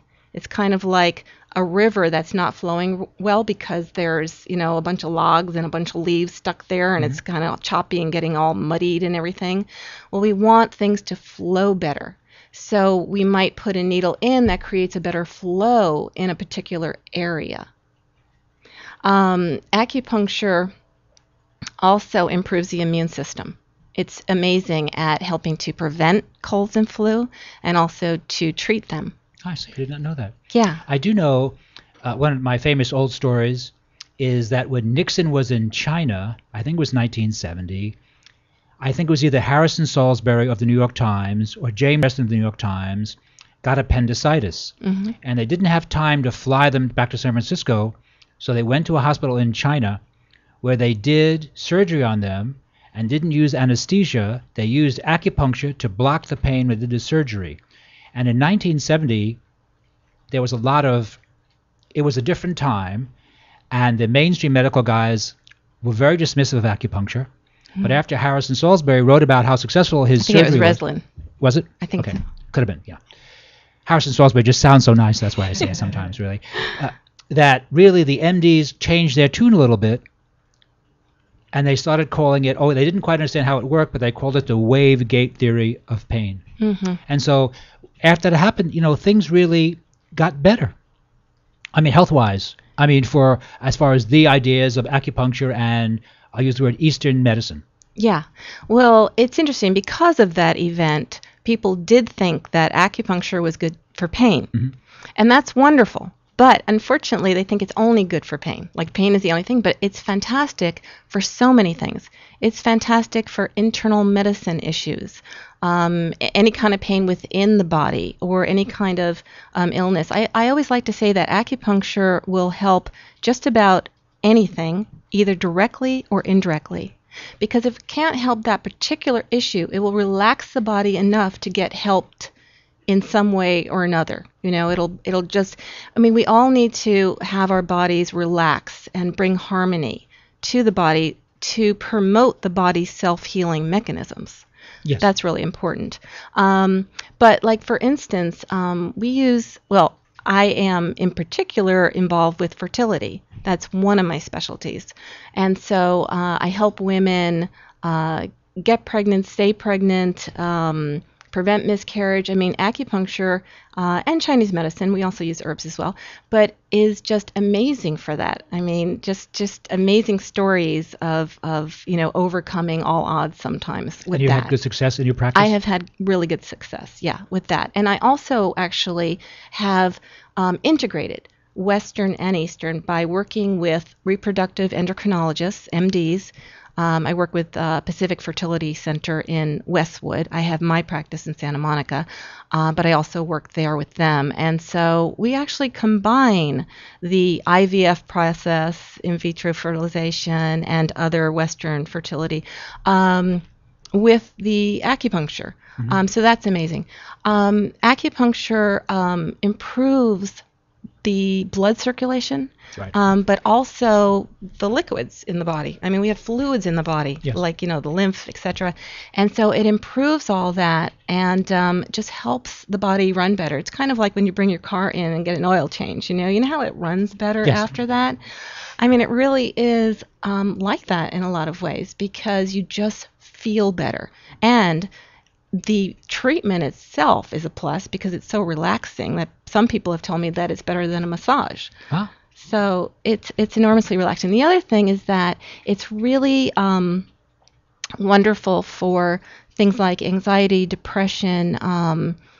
It accesses endorphins. Those are the painkillers, and also increases neurotransmitters like serotonin in the body, which stabilizes the mood. So we use it for things like anxiety, depression, and other mood things, but also for weight loss, for food cravings, for addictions. Oh. All of that stuff is just really fantastic. So it does a lot. For those of you just tuning in today to Here's to Your Health, we're chatting with Lori Deutsch, acupuncture physician, and what's the other term that you use for yourself? I'm a doctor of acupuncture and oriental medicine, and you're an OMD? No, actually, they changed those letters. Mm-hmm. Now it's DAOM. Oh, I see. Okay. Yeah, that's what the acupuncture schools are putting out now. So and I also have a master's in traditional Chinese medicine and also a master's in nutrition from Columbia University way back long Columbia time ago. In New York City. Yeah, in New York City. Oh my goodness. So that's a great school. Yeah. So basically, I integrate everything. There's nutrition and there's lifestyle and there's acupuncture, herbs, because you really want to see the person as a whole. Yes. And that's the beauty of Chinese medicine, because it's able to treat things, but also it's able to keep people healthy and happy. Mm-hmm. It actually makes people happy. Well, that's very good. Yeah. And at this juncture, give us your contact information in case we want to, visit your clinic in Westwood, you said. And actually, my office is in Santa Monica, 25th and Wilshire. My phone number is 310-922-8293. And my website is lori@lorideutsch.com. So should I spell that? Or Yes, spell it. Okay, it's LORID, like in David, EU, T like in Tom, S like in Sam, CH.com. And again, so you have practices in two spots. Well, so besides my private office, I also work at Pacific Fertility Center, which is in Westwood. And if anyone's interested in talking to me about that, they can call me as well, or they can look up Pacific Fertility Center in Los Angeles. Yeah. And what was it that sparked your interest when you were a young woman in this? Well, actually, I was always into health. I have a family friend who said you were reading Prevention magazine when you were so young he couldn't even remember. It must have been 8 or 10. I don't know. Later, I went into just following your path. Is that it? Yeah, I was always following my path. Yeah, and so later I learned about nutrition, and then at that point, and that was a long time ago. At that point, I studied all different kinds of nutrition for years. I actually worked with Deepak Chopra. I was I went into multimedia. Hoping to sort of educate the masses about health. And you seem to have succeeded. I hope so. I mean, to some degree. But anyway, I was lucky enough to be the one of the producers on a CD-ROM. I did the health section and a health producer on a website that he had created at one point. And I also worked with Disney and did something on medicine. So the thing is, I went from studying nutrition, I've studied so many different forms of nutrition, so I really, really understand that, and there's always more to learn. With everything, there's more to learn. It's just a fascinating field, that and Chinese medicine, always so much to learn. So, but the answer to your question is that I did have acupuncture myself, and I had an issue back years ago, gynecological. It's really good for that. And it really was very, very helpful. It was definitely one of the things that helped me heal. And I had various friends and mentors who had been doing it for many years who would do it on me. And I would say to myself, this is such a beautiful gift. If I can give that gift to somebody else, that would be really special. And that's what I did. I went into it to be able to give that gift to other people. And you already brought the master's degree in nutrition from Columbia with you. Yeah, that was from a long time ago. Well, that's certainly a very nice thing to have, too. So I'm sure the acupuncture schools were happy to have you as a student. I hope so. And what is it? Is there a base when I use the word patient? When a patient comes to you, is there a checklist of things you look for, or check, or touch, or what do you do? Yeah. First of all, I have them fill out an intake form, which is quite detailed. I want to know as much about them as possible. Sure. I'll even ask them about their emotions and which area of the emotional field do they go to the most, because that's going to tell me something about which meridian system is most affected at the moment. But basically, fill out an intake form, questionnaires, things like that, and then I see them, I talk to them at length. I look at their tongue, I check their pulse, I am aware of everything about them, their body, how they are moving, talking. I mean, everything tells us something. We're like detectives, really. Right. And just looking at all the clues that might tell us what's going on and how to treat it. Well, that always sounds very, very fair. But of course, you're a detective with training, so you know you have certain things you're looking for that you've been trained to look for. Right. Yes. That's true. So that when I'm asking questions, I'm looking at that through a certain filter. Yeah. And then I might go in a particular area when I hear something that seems, that might lead us to what's wrong here. And if I can ask this is a very broad question, but if women are having difficulty conceiving, we talked about that a few minutes ago. So are there a number of things that you might do for the women? You want to mention a few things? Well, it's really the same thing in a certain way than anybody else coming in. I mean, you're going to go through the same thing because I want to see everything about them, not just, yes, I will ask certain questions based on that. I will ask a lot of questions about their menstrual cycle, for example. So, and I will I will focus in on any kind of gynecological things that have happened over the years. How are they with PMS? for example. There's a lot of questions that I'll ask with that. But I work with people who have, let's say, something like what we call dysmenorrhea, which is painful cramps. It's fantastic for that. Herbs are great for that. Women don't have to suffer with that. I work with, really any of the spectrum of women's health issues, and there's many of them.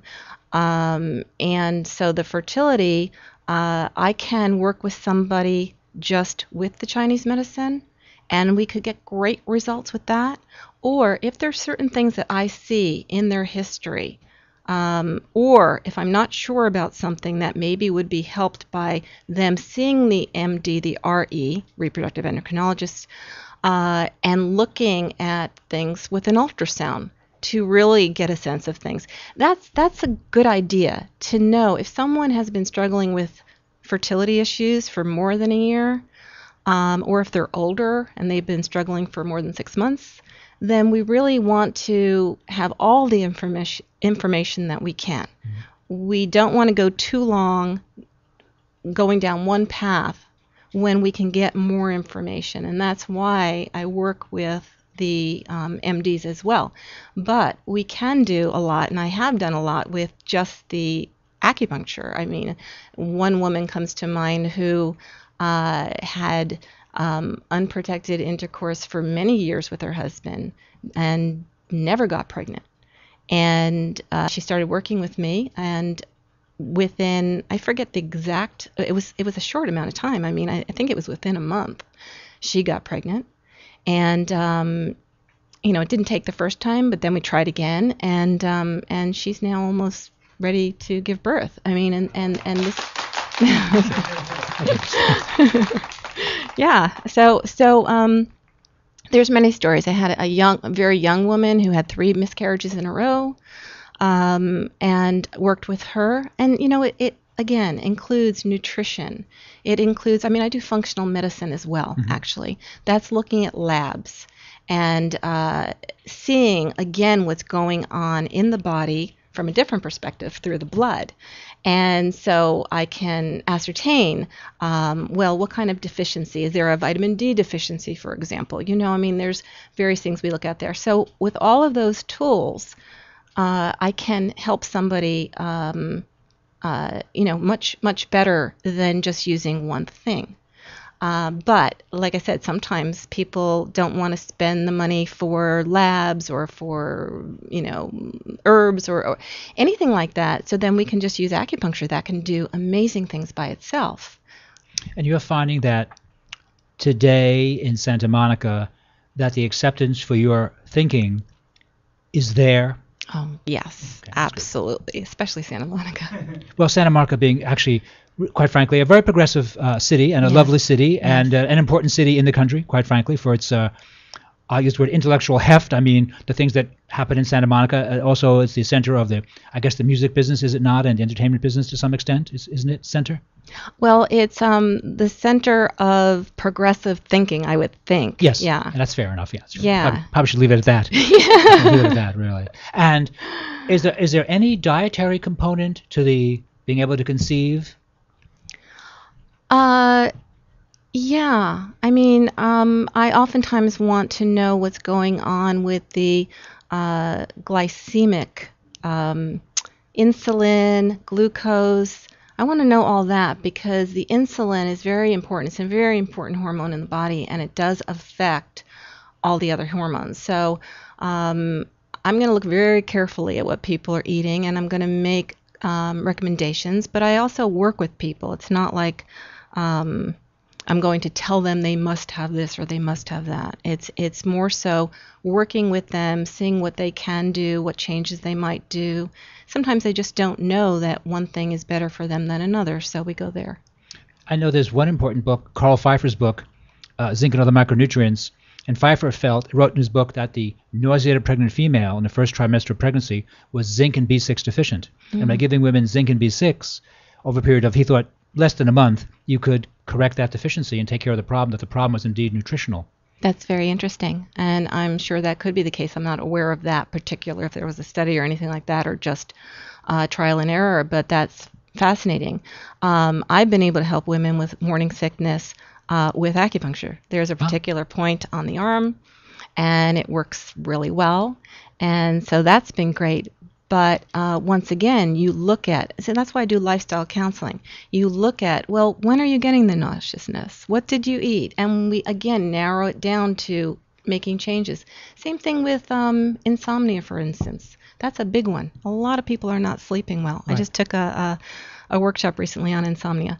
So, that's something where you really have to look at so many things. Right. What's going on in the bedroom, how late they're eating.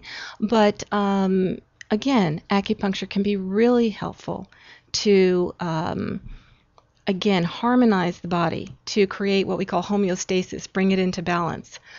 But once again, it's like you can do that, but if someone insists on going to bed at 1 o'clock every morning, and that's throwing off their circadian rhythms, then you're still going to have some difficulties possibly. So you do have to look at more than one thing. So you kind of recommend people go to bed earlier and wake up earlier? Is that I it? do, actually. Actually, I had learned that when I was learning about Ayurvedic medicine, working with Deepak Chopra. I learned that the hours between 10 and 12, and I always tell my patients that the hours between 10 and 12 are the deepest sleep hours. They're almost like double time sleep. And so if you can get into bed, a little bit before 10 and fall asleep at that time and sleep through those hours and wake up at 6 or 7, that's perfect. And do the show business people you work with laugh at you when you tell them that? What do they smile at you? What do they actually listen to you? I have night owls that do smirk at me. I bet they might kind of smirk. That's right. Yeah, but then, look at, you do what you can once again. If they can't do that, well then, okay, great. Let's work on other things. And the blood sugar component seems very important. Yes, blood sugar is very important. And, we have so much diabetes out there right now. So it's very important. And weight is important. Weight's important for fertility. Yes, either underweight or overweight, is important for fertility. But weight is such a big issue out there in the world and in America. And so I love to work with that as well and to help people see how to eat better in order. And acupuncture can help that too, because it can help reduce the cravings. In other words, the acupuncture points will help stabilize blood sugar? Well, the acupuncture points will help create a balance. And that balances out the nervous system, and there are particular points I might use for that, to balance the nervous system. There are, it'll balance the nervous system, and it balances the hormones. It's like everything works together in the body. So you've got the hormones and the blood and the liquids, the lymph, and all of these things, if you can bring them into balance, I love this word homeostasis, because it's just getting the body to a point of, and that's what acupuncture can do, because it just moves. I want to say it moves the chi, it moves the blood, but sometimes you don't want to move the chi or blood. Sometimes you want to nourish. And so we can nourish depending on what somebody needs. We can either move and take care of any kind of excess, or we can nourish and take care of deficiency in the body. When you use the word Chinese herbs, people think, oh, that sounds very exotic, but things like onions or garlic just have a different name, but they're still onions and garlic. Something? Onions. There is a Chinese name for green onions, and there are spices and there are herbs. Chinese herbs. Literally, I use the pinyin, which is the Chinese name for Chinese herbs. So that's a whole science in and of itself, and we usually create formulas instead of using one particular herb. Usually, there's a formula. Through blending. Yeah. In order to, and you might add certain things, like if someone is having pain, let's say they're having back pain, I might do acupuncture and also give them some herbs to take home, because I've now helped them either all the way or to a certain extent in that particular visit, but I want them to keep on being helped. Right. And so the herbs can oftentimes do a similar thing to the acupuncture, which is, in this particular case, in a pain kind of a situation, move the chi and move the blood. because there are herbs that are blood movers and there's herbs that are chi movers. And you have to know, this is where the education, the many years that all of us acupuncturists go through. I mean, the master's program is 4 years and my doctorate program is 2 years, but you go through a lot of years because you don't want to give the wrong herb to the wrong person or at the wrong time. I mean, you really do need to know how herbs interact with drugs, et cetera, et cetera. So that's all important. And let's just do another food question. What is the position of the Eastern physician when it comes to processed sugar? That's interesting, because when I was in China, they ate a lot of sugar. They did. Yeah. And they smoke a lot of cigarettes too in China. Yeah. That's interesting. I think that I'm not sure that it would be much different from the way I look at it in a Western way as well. But basically, too much sugar, certainly processed sugar, can create damp in the body. And that can affect a particular organ system. I say organ system because it's both the organ and the system, and the spleen, for example. In Western medicine, the spleen is looked at as very differently than the way we look at it in Chinese medicine. In Chinese medicine, it is a most important organ, the spleen, and so we might we'll see if, for example, there's damp in the body, and then we'll want to strengthen the spleen, but we'll also want to take out the things that are creating that damp, and one of those things could be sugar. Absolutely, one thing could be dairy. Too, possibly. Oh, yes. Possibly, Yes. And so would you say that because you are trained from Columbia with a master's in nutrition, that you have been able to marry the schools of thought? The master's in nutrition gave me a lot, but I was able to, since that time, 25 years of studying nutrition. I've studied macrobiotics, I've studied Ayurveda, I've looked at the raw diet. I've studied so many things that I have a lot of information to bring to also the Chinese medicine view on food. With Chinese medicine, we look at things, what's cold, what's warm, what does the body need? We're looking at so many things. When I look at the tongue, I'm looking at is there too much heat in the body? Is there too much damp in the body? I can see a lot. It's telling me a lot, and then we might look at nutrition in a way to help whatever situation we see. Lori Deutsch, how do we get in contact with you?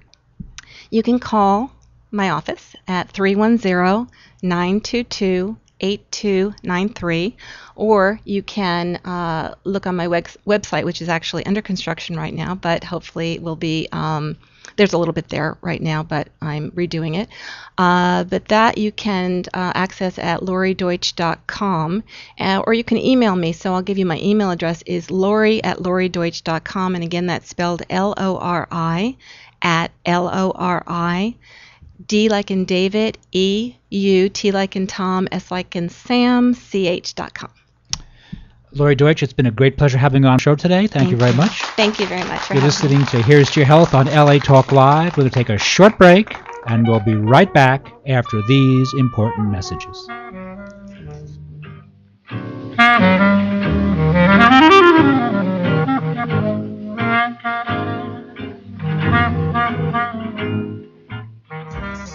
Walk, run, climb, play. Solgar number 7 can help. Feel the difference for yourself. Solgar number 7 actually shows improvement in joint comfort within 7 days. Now you can start to get back on track fast and pursue the activities you love. Solgar number 7 is a breakthrough in joint care with no glucosamine and no chondroitin. The advanced bioactives in Solgar number 7 help to increase flexibility, mobility, range of motion, and actually shows improvement within just 7 days. One capsule, once a day, is all you need. When stiff joints occasionally say no, Solgar number 7 says yes. Visit Solgar.com and learn more about Solgar number 7 today. That's www.solgar.com, www.solgar.com. Solgar number 7, official sponsors of Here's to Your Health with Josh Lane and LA Talk Live. Oh, your skin looks great. Thank you. What's your secret? Frankincense and myrrh oil by Ancient Essence. Frankincense and myrrh oil by Ancient Essence? Yes, it's a beauty secret used since the time of the Greeks and Romans. The spa in Malibu told me about frankincense and myrrh by Ancient Essence, and now my skin is lovely. Well, your skin looks great. Call Ancient Essence at 1-800-627-9813. Discover the secret of beautiful skin. Call 1-800-627-9813. Discover the secret. Frankincense and myrrh oil by Ancient Essence. Discover the secret of beautiful skin. Available at fine spas and beauty centers.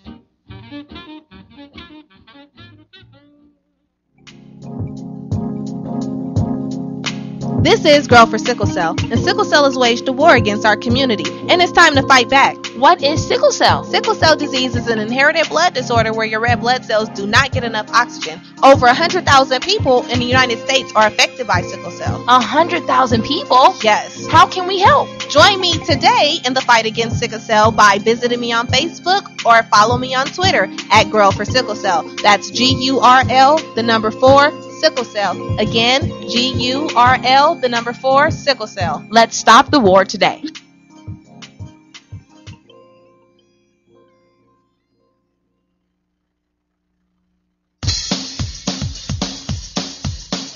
Hi, this is Susie Pruden.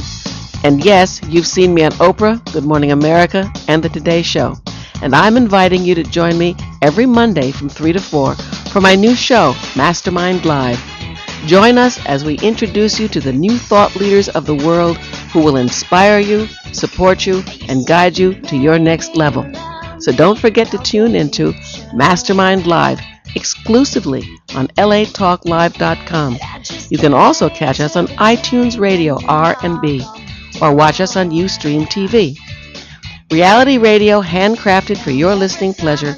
This is LA Talk Live, and we are more than just talk. Joshua Lane, member of the board of directors of Dr. Ann Wigmore's Hippocrates Health Institute, Josh Lane was part of the Dr. Ann Wigmore team that brought wheatgrass, sprouts, and raw foods to a worldwide audience.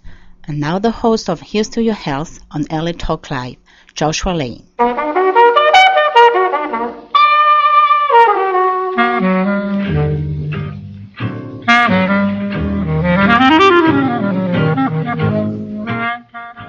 We're back. You're listening to Here's to Your Health on LA Talk Live, and I'm your host, Joshua Lane.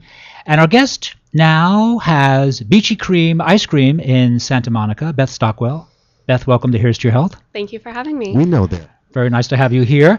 You have an organic ice cream company. I do. We specialize in organic ice cream sandwiches. That's how we started. So we have our 6 signature flavors. And since then, we've branched out. We sell ice cream by the pint, wholesale. We also do scoops at our store, sundaes, floats, malts, pretty much anything that traditional ice cream shop would offer. And what exactly does organic mean? So what it means is the dairy that goes into our ice cream, so the milk and the cream, it comes from cows that are fed organic feed.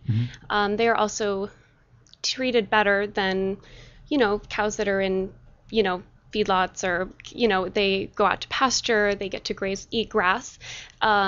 Typically cows should be eating grass, but a lot of cows that are not organic and are in feedlots are just eating corn and grain, which is really not what they should be eating. They don't do that good on grain.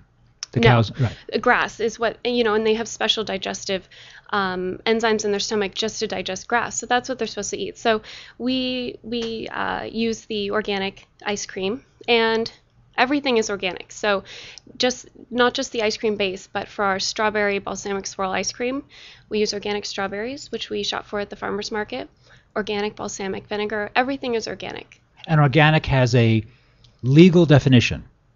Right. Well, So the strawberries, so you want to go for certified organic, Right. because it's a third-party company that will come and certify them as being organic. Right.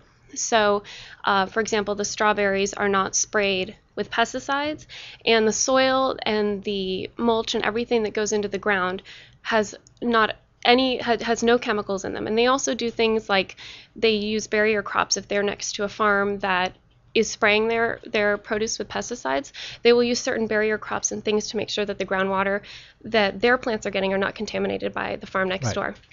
So, and same for, we have a fresh mint with brownie chunk ice cream that we scoop in stores. That sounds good. It's very good. And so we sell that at the store, and then we also sell it by the pint at local natural grocery stores. And we use fresh mint instead of mint extract, so it actually tastes like mint leaves as opposed to just a mint extract. So it's very fresh, and we really wanted to, have really intense flavors in our ice cream. Every time we try to experiment, we are always saying more flavor, as much as we can get in there without being, offensive. Gotcha. So pushing the envelope with flavors. So as you're using just excellent ingredients, and therefore the product tastes better. And few ingredients, very few ingredients. If you look at the back of our packaging, you see that, there are very few ingredients. Cream, milk, sugar, flour. The flour is what's in the cookie. This is the ice cream sandwich. Butter, and everything is organic. So there's nothing questionable. There's nothing in there that you can't pronounce. Well, that's good. Yeah. What you have, go ahead. I'm sorry. What you have is the Bitchin chocolate, and Nice package.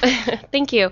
We call it Bitchin because we put a little hint of cayenne pepper and cinnamon in it, so it's like a Mexican hot chocolate. So you get a little kick, in the back of your throat when you're eating it, so it's a little surprise.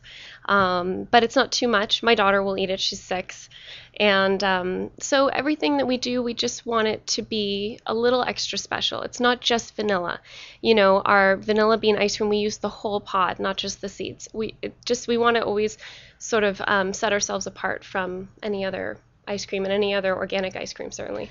Well, by using excellent ingredients, obviously it costs you more money, but frankly gives you a better product. Sure. So you have kind of a premium ice cream product. Yeah. It does cost us a lot more money, and unfortunately food prices in the last year have gone up so much. Really? Yeah, and especially dairy. And dairy gets hit pretty hard, when there are issues with food and distribution. And so our margins are, the margins in the food business are very, very small. And especially when you're, an organic product and you are, competing with conventional ice cream companies, and so you have to compete price wise, because people don't want to spend another extra $5 on a scoop of ice cream when they say, well, I can go here, it's not organic. So we have to compete with that, but we also want to stay true to our ideals and stay organic, and that's really important to us. So yes, it is more expensive, and the margins are very thin, and that's just part of what we work on every day, managing our business and making it work and making people happy. Well, this Beachy ice cream, what prompted you to start this as a business? So the company was started by my mother, Ann Ryan, and she was living in Malibu at the time. We're both born and raised in Los Angeles, and we moved to Malibu when I was a teenager. And about 3 years ago, she started experimenting with some ice cream and wanted to open up a little ice cream shop in Malibu. And we've always been into food. We've always been a big foodie family. We always get together and cook good food. My mom she would never, pour a box of rice-a-roni in a saucepan and add water and say, here's dinner. She would make everything from scratch. And even before organic was important or a fad or whatever, that she was, when I was a kid going to the local farm, this little farm in Malibu, and buying bags of mixed greens that, had flowers and sometimes twigs, and, and so food and good food has always been important to her. So she started making ice cream and experimenting with some flavors. The ginger wipeout ice cream sandwich. This was our first, and ginger wipeout. Ginger wipeout, and the names are very cute too. Thank you. It's a candied ginger ice cream, so it has chunks of candied ginger in it, and also the ice cream base has a ginger tea that we make from ginger root. So it's very gingery. Does anybody else have a ginger ice cream that I don't? Does anyone? We've had. There is actually an ice cream shop we go to on the East Coast every summer, and they do have a ginger ice cream. Oh, I see. That seems very exotic. It is. I mean, it's less mainstream than your traditional flavors. And my great grandmother would make molasses cookies every year. So my mother decided to pair it with a molasses cookie, and it was just. When we tasted it, we said these flavors are supposed to be together, this ginger and this molasses. So she started selling wholesales, a few little small grocery chains in Malibu and a couple little restaurants, and then we started catering for events because she really wanted to make the branding fun. And she thought, she's driving down PCH one day and sees people surfing, and she said, we have to have pinup girls. We just, she called me, she said, we need to have pinup girls, and we need to cater for events and have the pinup girls kind of like with a tray, like a cigarette, old-fashioned cigarette girl, passing ice cream. And she said, so you're doing an event. You're going to be the first one. So I did the first couple, but now we have a lot of girls working with us. We call them Beachy Cream Girls. And they're wonderful and smart and funny and just so much fun, and they just add so much to the branding because they're not just serving the ice cream, they're really a part of our brand.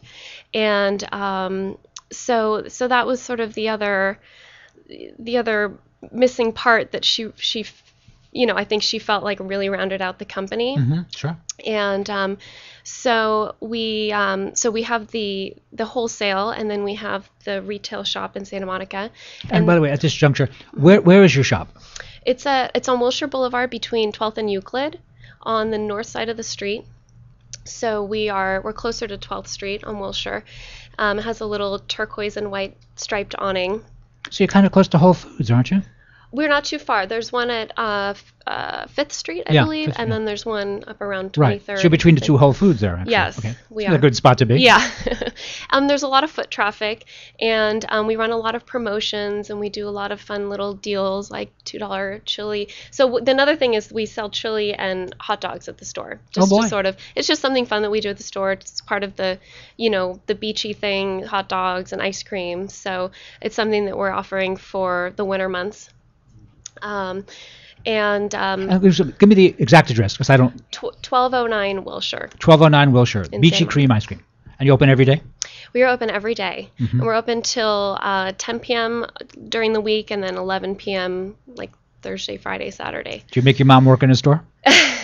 We both kind of are in and out. She's in there more than I am because she just lives a couple blocks away. But I do a lot of the marketing. I work on the events. I take all those event calls and prepare for all the events, Sure. which takes a lot of preparation and planning. And she does all the recipe development. She just has a palate that is so sensitive and is so in tune with. I mean, it's the basis of all of our flavors. Is her palate. I mean, we just came up with a new flavor, whiskey and walnuts. And Actually, that sounds probably very good. It's very good, and it's actually a whole fifth of Jack Daniels in about 6 quarts of ice cream, but it's not enough, and it doesn't get cooked down or anything. I mean, it's So raw you're getting a liquor. little bit of buzz there, is that it? Well, no, I mean, people always ask, and we say, not for kids, but theoretically, you'd probably be sick off the dairy before you actually ate enough to actually, Gotcha. get a buzz. But I see some high school kids come in, oh, we'll have the whiskey and walnuts. So we have to cut them off after a scoop. So she's just really into pushing the envelope, and of course I like being number one taster. And then we also offer vegan flavors, because being in Santa Monica, it's something that, people in the neighborhood have been asking for. Right. So one of our 6 signature ice cream sandwiches is, it's not vegan, but this one is a gluten and dairy free. And the ice cream in it is a vegan vanilla, and we use a base of cashews and coconut. Oh, wow. So no soy, because a lot of people aren't, really want to stay away from soy as well. And so we scoop this flavor, the vegan vanilla at the store. We also have a vegan strawberry, and we have a vegan chocolate, which is a very dark chocolate.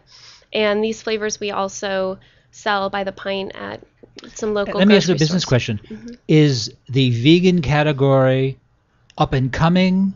Is it in decline? What's happening with the whole idea of the vegan foods? It's definitely up and coming. I think that people are actually starting off, like parents are starting off their children on vegan, and sort of working their way into the dairy and the meat and all that a little more slowly than they used to, because I think people are finding that they're being more in tune with kids being lactose intolerant. Right. You've probably heard that a lot of people are, more people than realize Yes. that, are Some lactose are, yes. intolerant. Yeah. And my daughter actually, I know is a little lactose intolerant, only just because I see how she is after and her digestion. And so, she pretty much has just the vegan ice cream. So I think it's definitely up and coming. And I think that, every year we've been doing a little more of the vegan, a little more, we started with the gluten and dairy free ice cream sandwich. Now we're doing vegan pints, and we have restaurants ordering vegan bulk ice cream. So, it's definitely something that people are thinking about and wanting to. And you've decided to, to remain a progressive organization, so that's why you brought out some vegan products. Right, and also because just for us, we like to, I limit my dairy. I mean, of course, I taste everything and I eat everything, but we like to offer to the public what we ourselves would eat and want for ourselves. So that's a lot of it is demand, but also just what we feel like is right and what we would want for ourselves. Well, whiskey and walnuts actually is that's a delightful combination. What else has your mom come up with that you want to mention here? We have an amazing coffee toffee ice cream, which is a very common ice cream. But Coffee toffee. Coffee toffee. But we use, there's a local brand called Groundworks Coffee, and we use their coffee. And Are they fair trade organic? yes, and they. What's the name of that company again? Groundworks. Okay. And they're a great company. They're very well run, and their product is very good. And we use their coffee for the coffee ice cream, and we actually put a ton of coffee grounds in it. And they're actually grounds you can see. So traditional coffee ice cream won't have little, coffee grounds in it. So, and then the toffee we make at our shop, of course, everything is made there at the shop. So you actually make it on premises. Everything is good made for you. there. Yeah. And so we've got some good sized chunks of toffee in the coffee, and if you have a good sized scoop of that, you will not need your coffee for that day. You will definitely feel a little caffeine rush. I see. Oh, that's interesting. Yeah. So we always tell people, and it's delicious. And we also another really, really good flavor is brown butter pecan. So brown butter pecan. Browned butter pecan. So instead, wow, that sounds good too. Yeah. So instead of butter pecan is a traditional flavor, but we wanted to put a little twist on it. So she actually browned the butter before we mixed it in with the ice cream, and it gave it a little bit of a different flavor. But it's fantastic. So that's actually a toasted almond. Is it toasted? The toasted pecans? Pecans. Toasted. The pecans are toasted in the browned butter and everything. So the butter, when you brown it, it has a little bit of a different flavor, and it just gives it sort of a more robust roasted kind of taste, and mixed with the ice cream is very, very good. Your mom, these sound like just fantastic combinations. Yeah, she really is. She's like a mad scientist when she's back there making the ice cream. We have a delicious, I had mentioned the fresh mint and brownie chunk.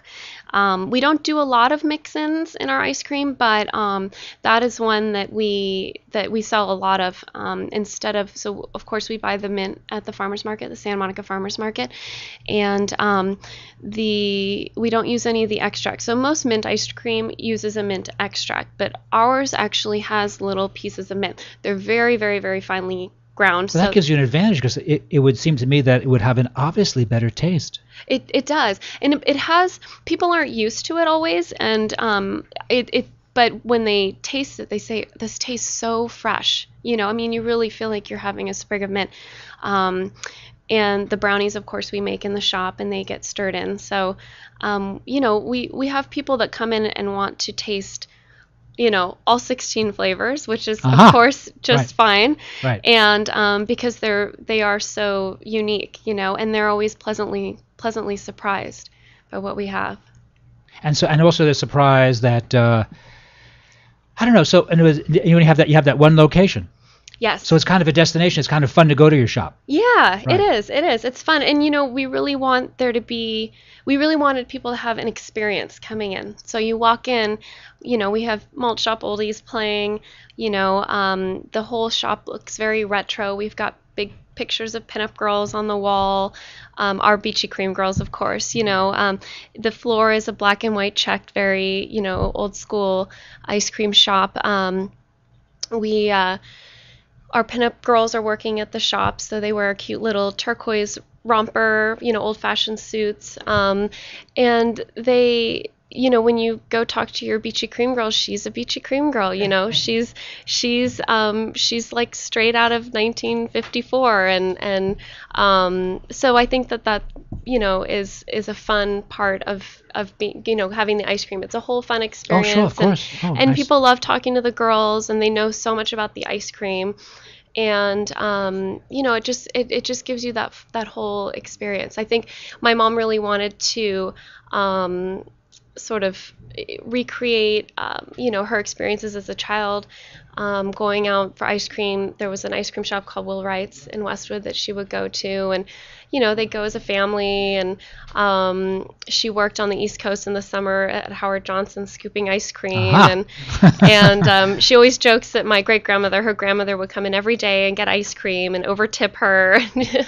And so, you know, it just making it fun, and something here, you know, in Southern California, it's year-round, you know. Sure. A lot of ice cream shops on the East Coast really are very, very seasonal. Yes. And actually close, Yes. you know. But we're lucky enough to be, you know, I mean, not only in Southern California, we're 12 blocks from the beach. Yes. So You have a great location, yeah, for sure. yeah. So it's so fun, and we have so much fun doing it, and working together, my mom and I.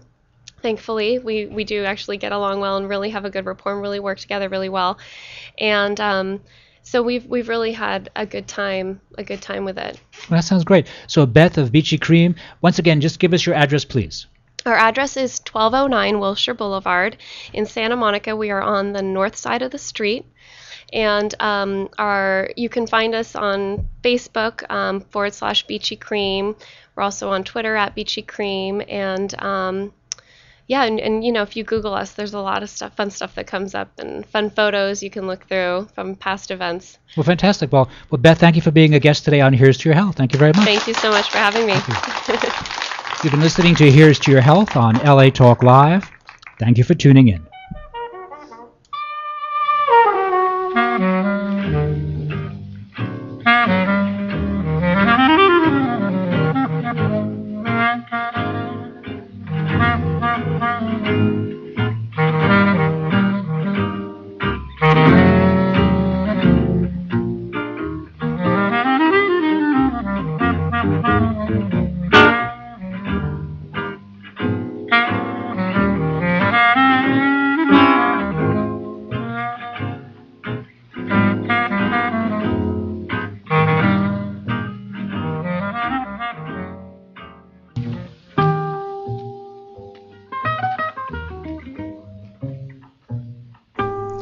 For more information about the guests and sponsors of Here's to Your Health on LA Talk Live, please call us at 818-707-0005.